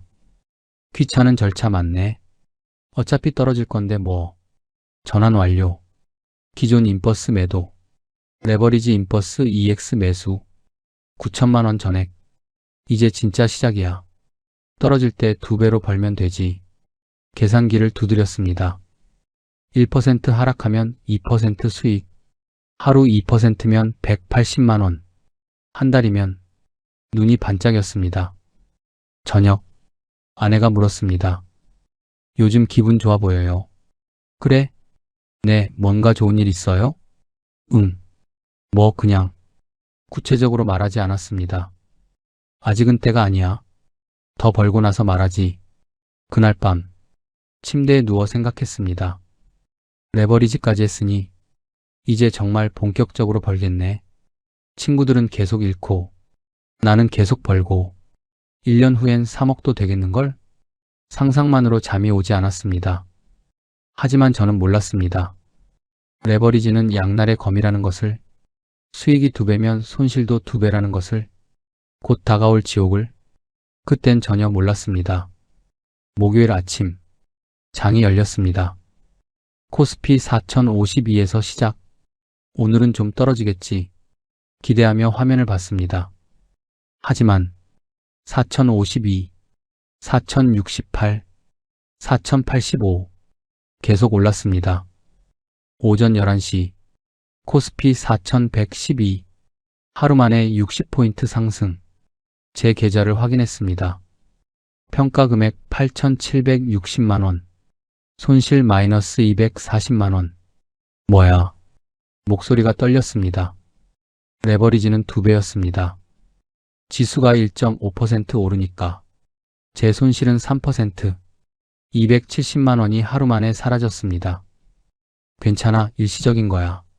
스스로를 달랬습니다. 내일은 떨어질 거야. 하지만 금요일 또 올랐습니다. 4,112에서 4,158로 제 계좌 8,520만원, 손실 마이너스 480만원. 이럴 수가. 손에 땀이 났습니다. 주말 내내 잠을 못 잤습니다. 계속 차트만 들여다봤습니다. 과거 데이터를 찾아봤습니다. 2000년 닷컴 버블 터졌어. 2008년 금융위기 반토막 났어. 2020년 코로나 폭락했어. 이번도 똑같을 거야. 일요일 밤 유튜브를 봤습니다. 코스피 4000 역사상 최대 거품. 곧 대폭락 온다. 영상을 보며 안심했습니다. 그래, 맞아. 전문가도 그렇게 말하잖아. 조금만 더 버티면 돼. 월요일 악몽이 시작되었습니다. 코스피 4158에서 4235로 77포인트 상승. 하루 만에 800만원 가까이 날렸습니다. 화요일 더 올랐습니다. 4235에서 4289로 손실이 1000만원을 넘었습니다. 숨이 막혔습니다. 수요일 낚시 모임 날 가기 싫었습니다. 하지만 안 가면 수상해 보일 것 같았습니다. 억지로 나갔습니다. 한강에 도착했습니다. 친구들이 웃으며 맞았습니다. 영호야, 요즘 장 좋지? 다들 돈 벌었어. 김형이 신나게 말했습니다. 나 지난주 손실 다 만회했어. 오히려 500만원 더 벌었다. 박형도 거들었습니다. 나도 300만원 수익. 진짜 5천 가는 거 아니야? 이 형까지 가세했습니다. 이제야 주식 맛 좀 아는 것 같아. 웃음소리가 터졌습니다. 저만 말이 없었습니다. 낚싯대를 들이웠습니다. 손이 떨렸습니다. 영호는 진짜 안 했지? 김형이 물었습니다. 응. 아, 아까워라. 이런 장 놓치다니.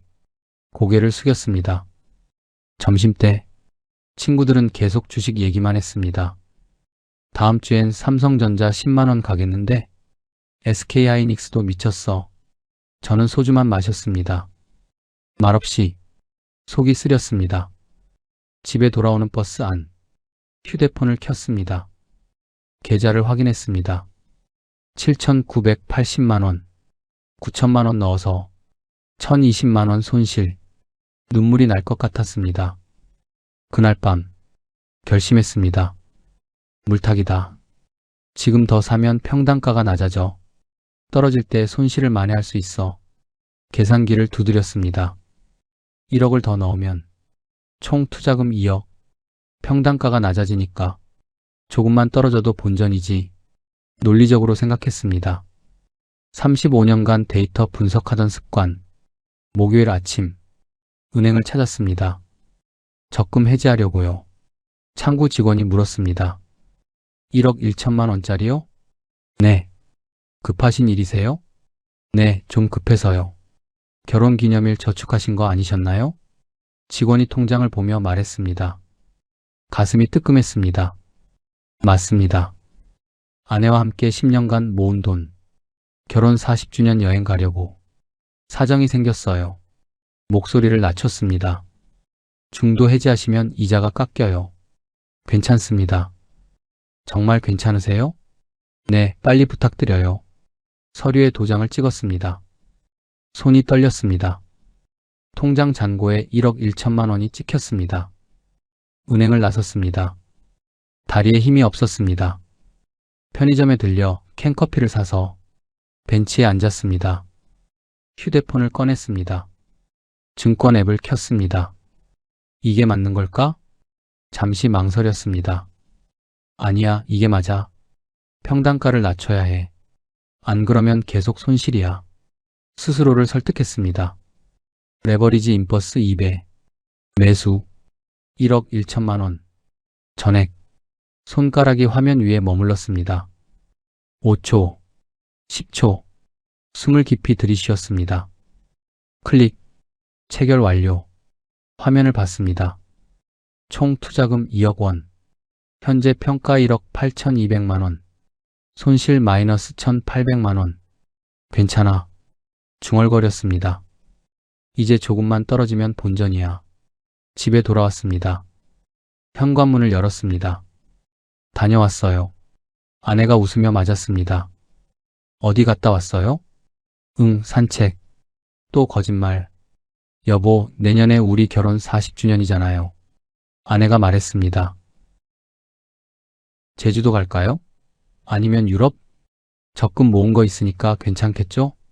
가슴이 철렁했습니다. 응. 그래. 목소리가 갈라졌습니다. 왜요? 목소리가 왜 그래요? 아니야, 감기 기운이 있나 봐. 아내 얼굴을 볼 수 없었습니다. 그날 밤, 침대에 누웠습니다. 천장을 바라봤습니다. 눈물이 났습니다. 소리 없이 옆에서 아내가 자고 있었습니다. 미안해. 속으로 말했습니다. 곧 만회할게. 떨어지기만 하면. 그럼 다 괜찮아질 거야. 스스로를 달랬습니다. 하지만 시장은 제 바람대로 움직이지 않았습니다. 다음 날도, 그 다음 날도 계속 올랐습니다. 금요일, 코스피 4,289에서 4,315로 2천만 원 넘게 날렸습니다. 책상 앞에 앉아 멍하니 화면만 봤습니다. 주말, 밥을 먹지 못했습니다. 여보, 좀 먹어요.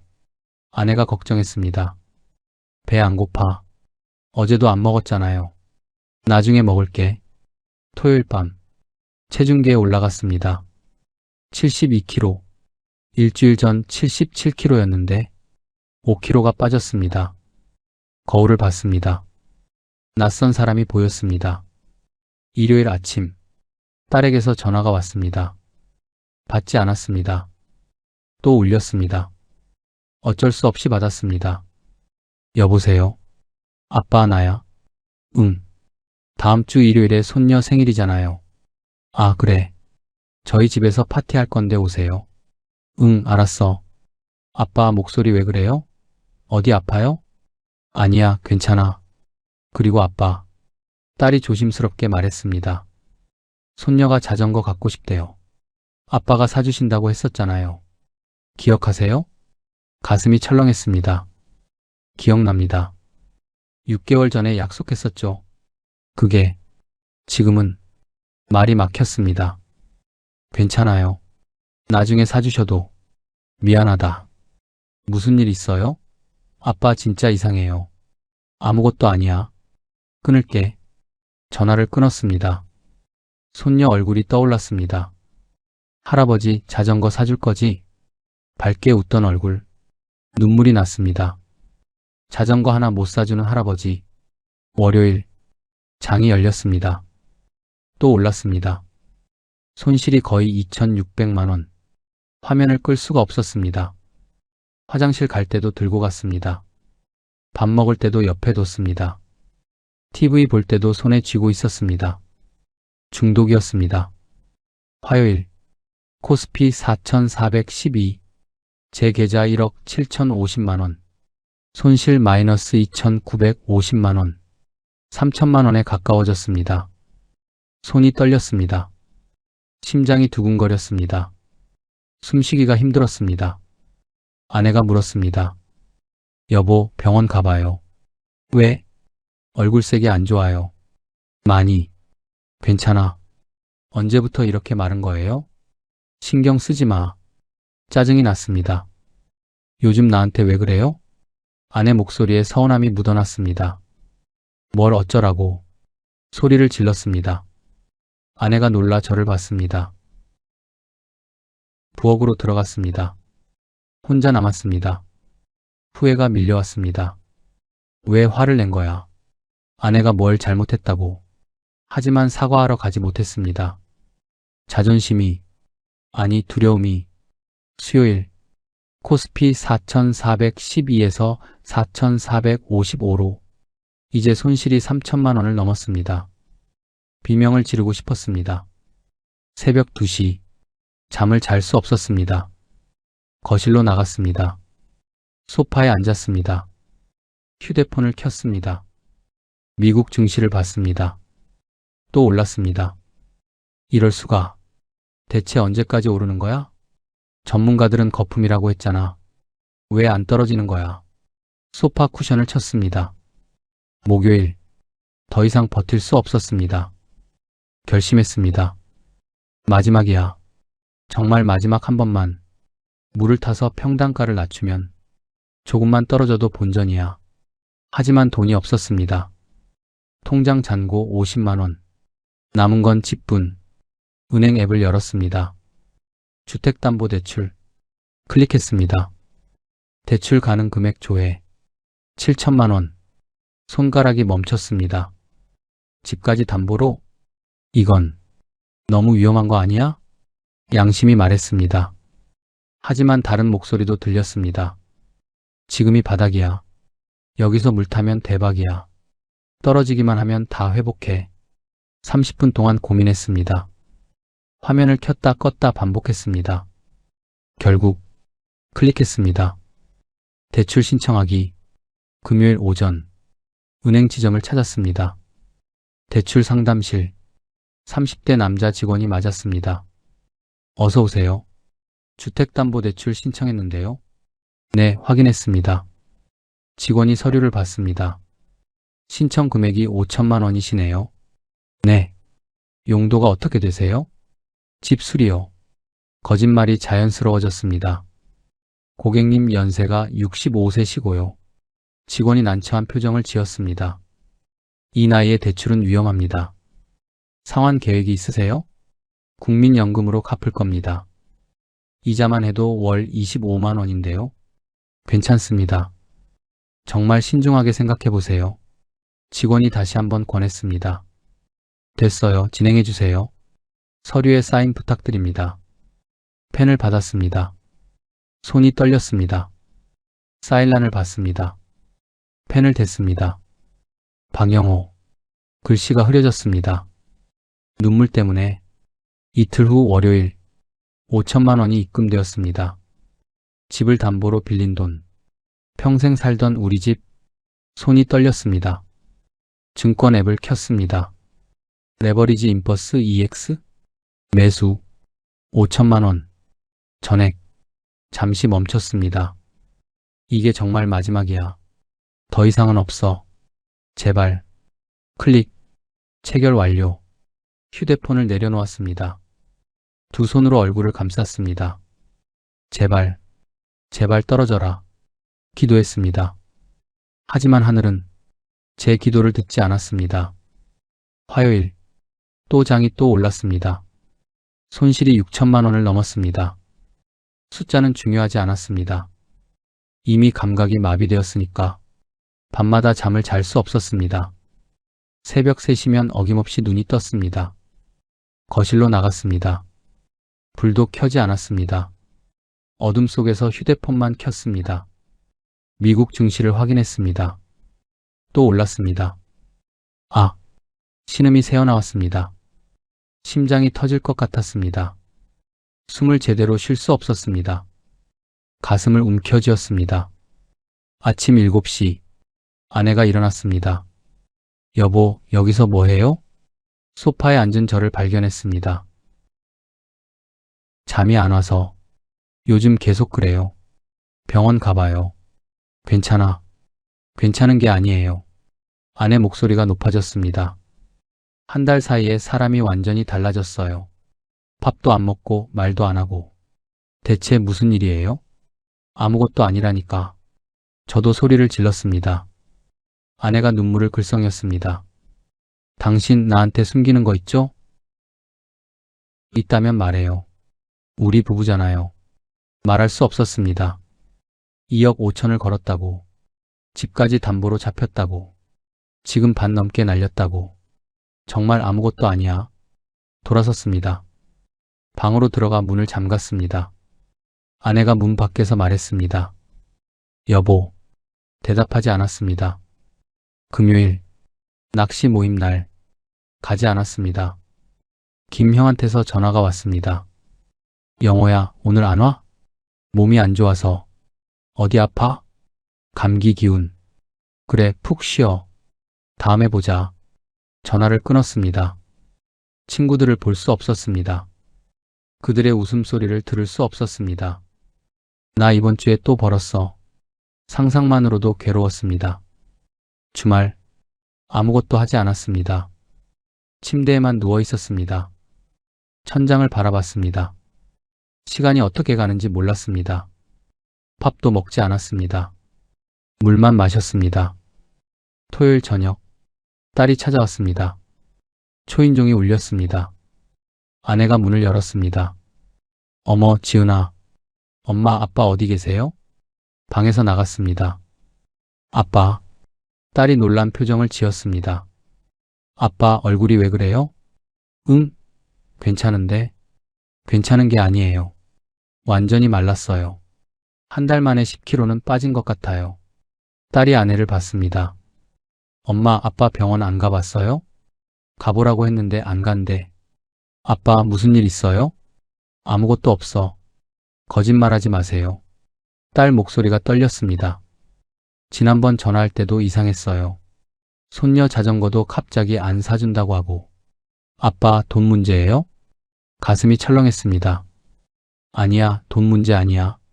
그럼 뭔데요? 그냥 좀 피곤해서 그래. 딸은 믿지 않는 표정이었습니다. 하지만 더 이상 묻지 않았습니다. 다음 주 일요일 손녀 생일 꼭 오세요. 응, 갈게. 약속이에요. 알았어. 딸이 돌아갔습니다. 문이 닫혔습니다. 아내가 저를 봤습니다. 눈에 눈물이 가득했습니다. 당신, 말을 잇지 못했습니다. 그냥 부엌으로 들어갔습니다. 그날 밤, 화장실 거울을 봤습니다. 누군지 몰랐습니다. 움푹 들어간 눈, 튀어나온 광대뼈, 허옇게 뜬 입술, 10kg 빠진 몸. 거실로 나왔습니다. 아내가 자고 있었습니다. 소파에 앉았습니다. 서랍을 열었습니다. 오래된 사진들, 결혼식 사진, 젊은 우리, 환하게 웃고 있었습니다. 평생 행복하게 살자. 그날 했던 약속, 딸 돌잔치 사진. 아내가 딸을 안고 있었습니다. 저는 옆에서 웃고 있었습니다. 이 아이 잘 키우자. 그날 다짐, 퇴직 기념 사진, 35년 근속, 동료들과 함께 이제 좀 쉬면서 살아요. 상사가 했던 말, 사진을 다시 서랍에 넣었습니다. 눈물이 났습니다. 소리 없이 울었습니다. 미안해. 정말 미안해. 다음 주가 되었습니다. 지수는 계속 올랐습니다. 손실은 1억을 훌쩍 넘었습니다. 숫자는 이제 의미가 없었습니다.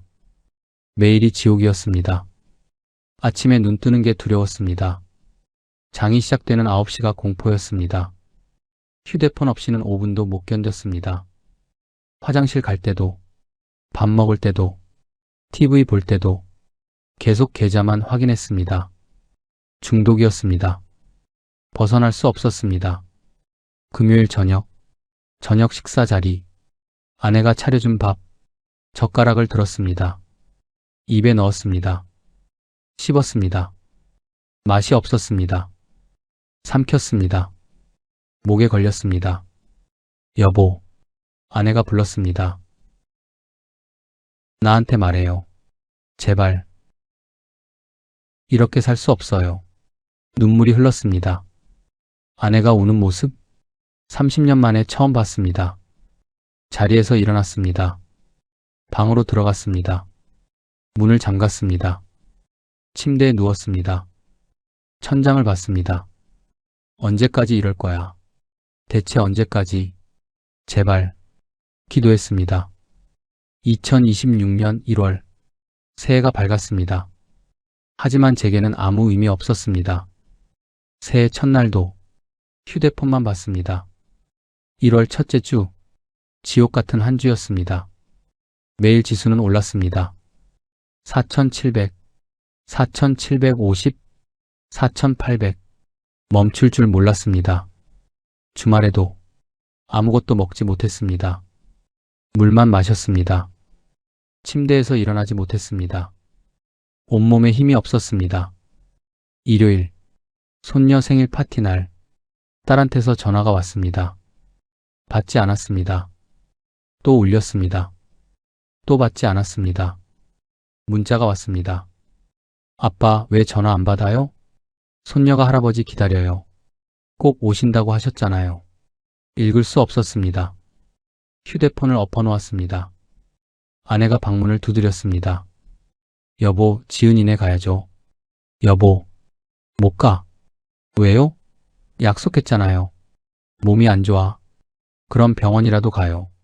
아내 목소리가 떨렸습니다. 대답하지 않았습니다.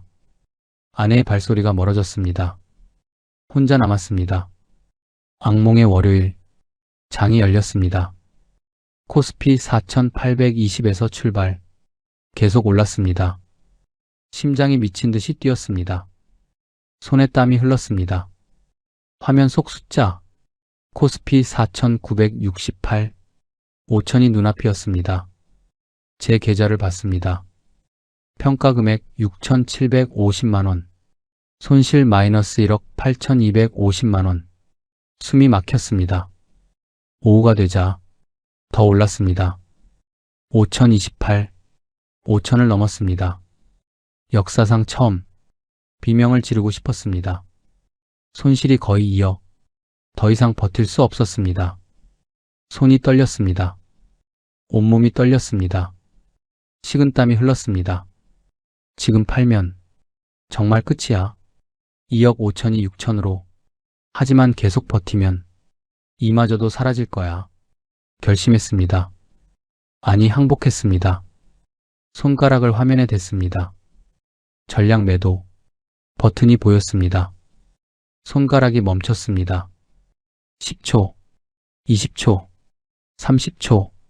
눈을 감았습니다. 숨을 깊이 들이쉬었습니다. 클릭. 정말 매도하시겠습니까? 확인창이 떴습니다. 다시 한번 물었습니다. 예. 클릭. 체결 중. 화면이 멈췄습니다. 심장이 멈춘 것 같았습니다. 체결 완료. 매도 금액 5,720만원. 화면을 봤습니다. 숫자를 봤습니다. 5,720만원. 2억 5천만원을 넣었습니다. 5,720만원이 남았습니다. 손실이 거의 2억. 휴대폰을 내려놓았습니다. 의자에 앉았습니다. 아무 생각도 나지 않았습니다. 텅 빈 느낌. 1시간, 2시간. 그렇게 앉아 있었습니다. 움직이지 않았습니다. 저녁 6시. 아내가 방문을 두드렸습니다. 여보, 저녁 먹어요. 대답하지 않았습니다. 여보. 배 안 고파. 밤 9시. 혼자 방에 앉아 있었습니다. 휴대폰을 다시 켰습니다. 계좌를 확인했습니다. 혹시 잘못 본 건 아닐까? 하지만 숫자는 그대로였습니다. 계산기를 꺼냈습니다. 5,720만원. 담보대출 5천만원. 빼면 720만원. 퇴직금 9천만원. 적금 1억 1천만원.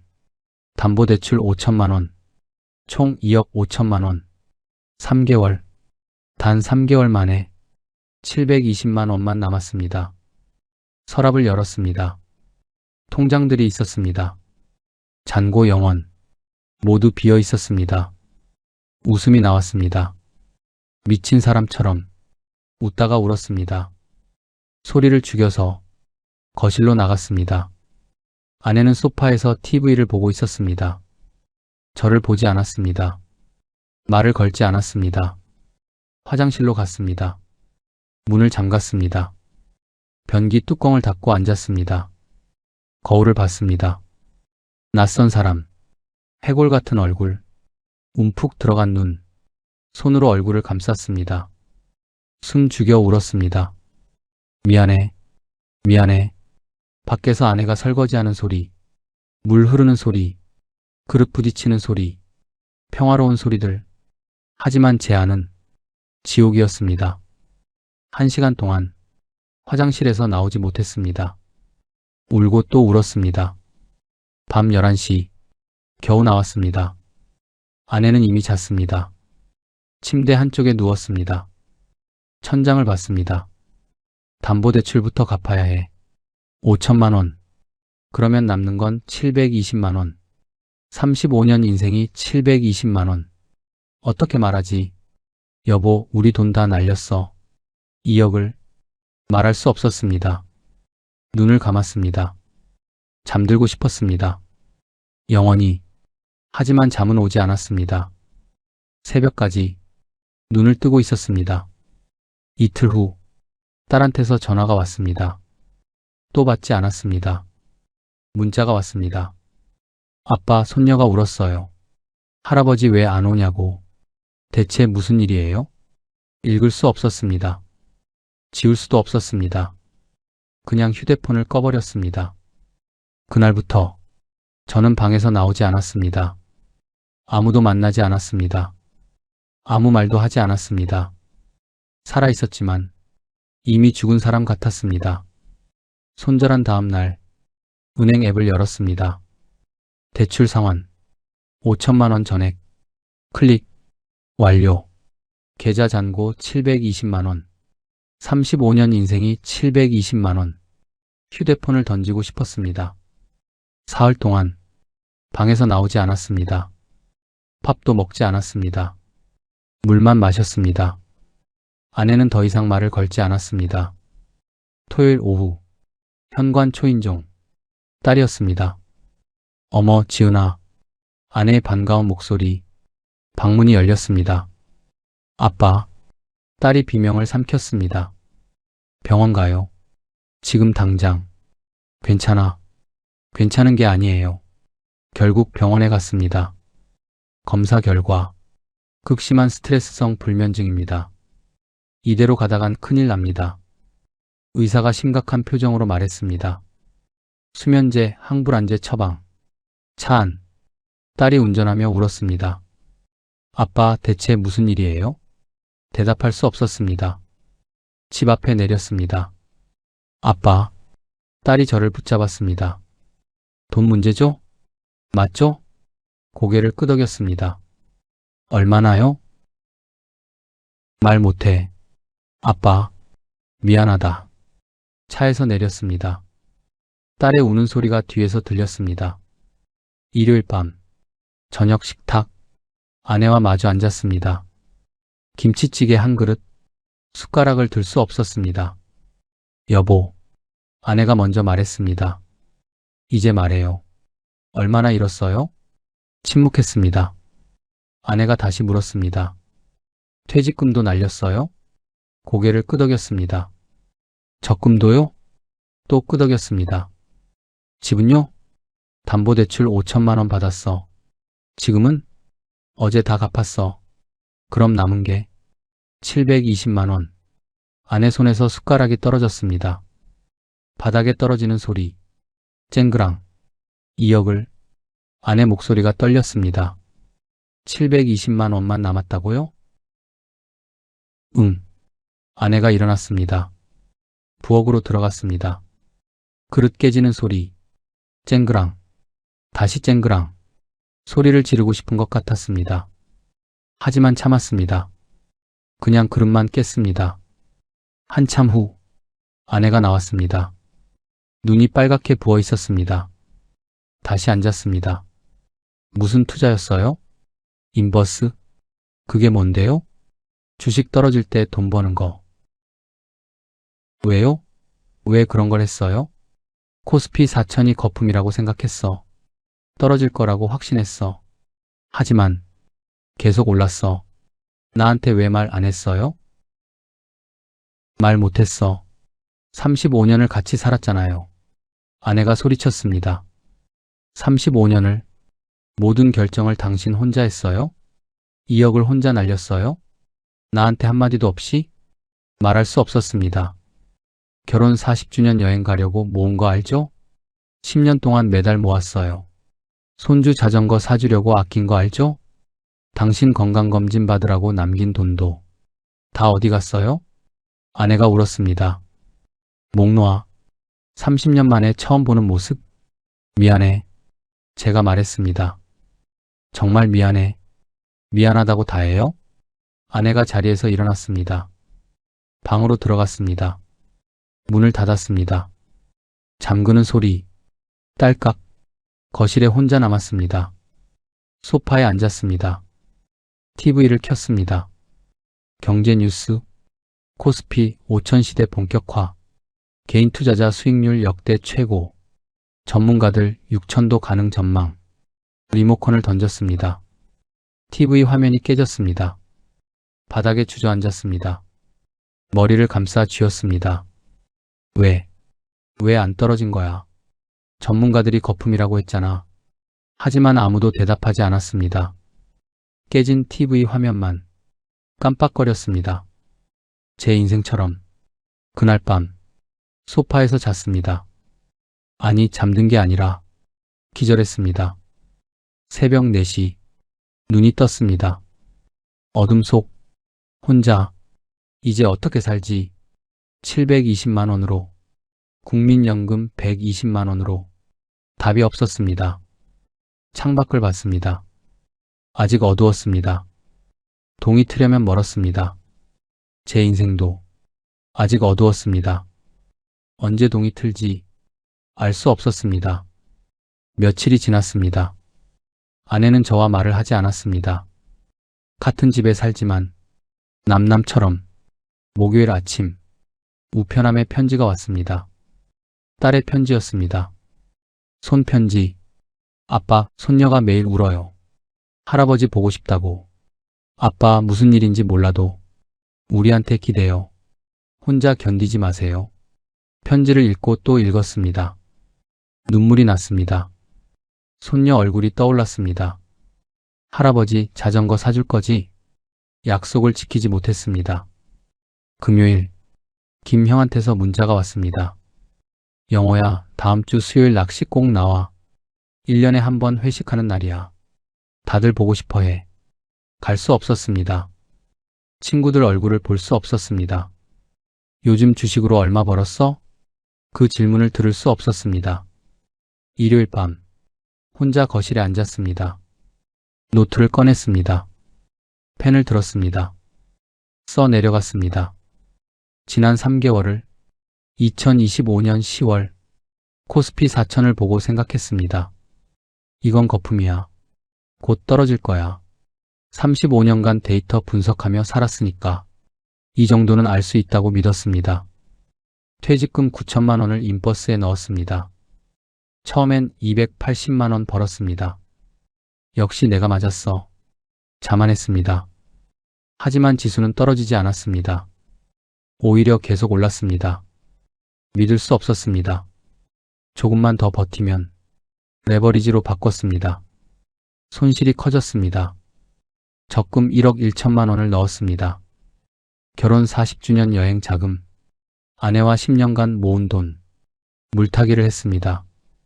그래도 떨어지지 않았습니다. 집을 담보로 5천만 원을 빌렸습니다. 마지막이야. 정말 마지막. 그렇게 말했습니다. 2026년 1월 코스피 5000을 넘었습니다. 저는 항복했습니다. 손절했습니다. 5,720만 원이 남았습니다. 대출을 갚고 나니 720만 원, 35년 인생이 720만 원이 되었습니다. 펜을 놓았습니다. 글을 다시 읽었습니다. 한심했습니다. 새 페이지를 펼쳤습니다. 다시 썼습니다. 지금 이 글을 보고 계신 여러분, 혹시 인버스 하고 계신가요? 레버리지 하고 계신가요? 남들은 다 버는데 나만 못 번다. 그런 생각하고 계신가요? 떨어질 때 돈 벌면 안전하겠지. 그렇게 생각하고 계신가요? 제 이야기 들어주세요. 저는 박영호 65세입니다. 정밀에서 35년간 일했습니다. 생산관리팀장, 데이터 분석이 제 일이었습니다. 그런 제가 시장을 예측할 수 있다고 믿었습니다. 코스피 4000은 거품이라고 확신했습니다. 하지만 완전히 틀렸습니다. 인버스 레버리지. 이름도 어려운 상품. 이해했다고 생각했지만 진짜 위험은 몰랐습니다. 증권사 직원이 말렸습니다. 은행 직원도 말렸습니다. 아내도 걱정했습니다. 딸도 조심하라고 했습니다. 하지만 저는 무시했습니다. 35년 경력이 뭔데? 데이터로 판단하는 사람이야. 젊은 사람들이 뭘 알아? 오만했습니다. 지금 제 상황입니다. 통장 잔고 720만 원, 국민연금 120만 원, 한 달 생활비 120만 원, 딱 먹고 사는 것만 가능합니다. 손녀 생일 선물 못 사줍니다. 딸 결혼 기념일 용돈 못 줍니다. 아내와 약속한 여행 못 갑니다. 친구들 만날 수 없습니다. 낚시도 못 갑니다. 35년을 성실하게 살았습니다. 단 한 번도 빚진 적 없었습니다. 자식들에게 폐 끼친 적 없었습니다. 그런 제가 3개월 만에 모든 걸 잃었습니다. 여러분께 부탁드립니다. 3가지만 기억해 주세요. 첫째, 모르는 상품은 절대 하지 마세요. 설명 들어도 이해 안 되면 하지 마세요. 레버리지, 인버스, 옵션. 이런 단어 나오면 피하세요. 둘째, 절대 빌려서 투자하지 마세요. 집 담보로 돈 빌리지 마세요. 적금 깨지 마세요. 퇴직금 전액 넣지 마세요. 잃어도 되는 돈만 하세요. 셋째, 남과 비교하지 마세요. 친구가 벌었다고 조급해하지 마세요. TV에서 대박 났다고 부러워하지 마세요. 당신 속도로 사세요. 여러분의 노후 자금은 도박이 아닙니다. 남은 30년을 살아갈 소중한 생명줄입니다. 한순간의 욕심으로 평생을 망치지 마세요. 저처럼 저는 지금도 매일 후회합니다. 그때 왜 그랬을까? 아내 말을 들을 걸, 직원 말을 들을 걸. 하지만 되돌릴 수 없습니다. 시간은 돌아오지 않습니다. 돈도 돌아오지 않습니다. 오늘 밤 아내에게 다시 사과할 겁니다. 용서받을 수 없어도 매일 사과할 겁니다.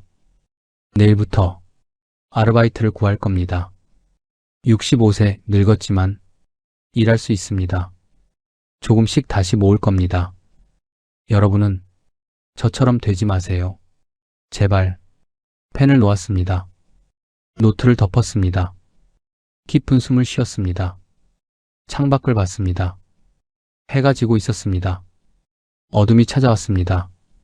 하지만 내일은 또 해가 뜰 것입니다. 저도 다시 시작해야 합니다. 비록 늦었지만, 비록 힘들지만 포기하지 않을 겁니다. 여러분, 당신은 지금도 충분합니다. 남들보다 못 벌어도 괜찮습니다. 건강하고 가족이 있다면 그것만으로도 충분합니다. 욕심 부리지 마세요. 행복은 통장 잔고가 아니라 마음에 있습니다. 부족한 이야기가 조금이나마 와닿으셨다면 구독과 좋아요 버튼으로 응원 부탁드립니다. 여러분의 노후에 평안이 깃들기를 진심으로 기원합니다. 끝까지 시청해 주셔서 감사합니다.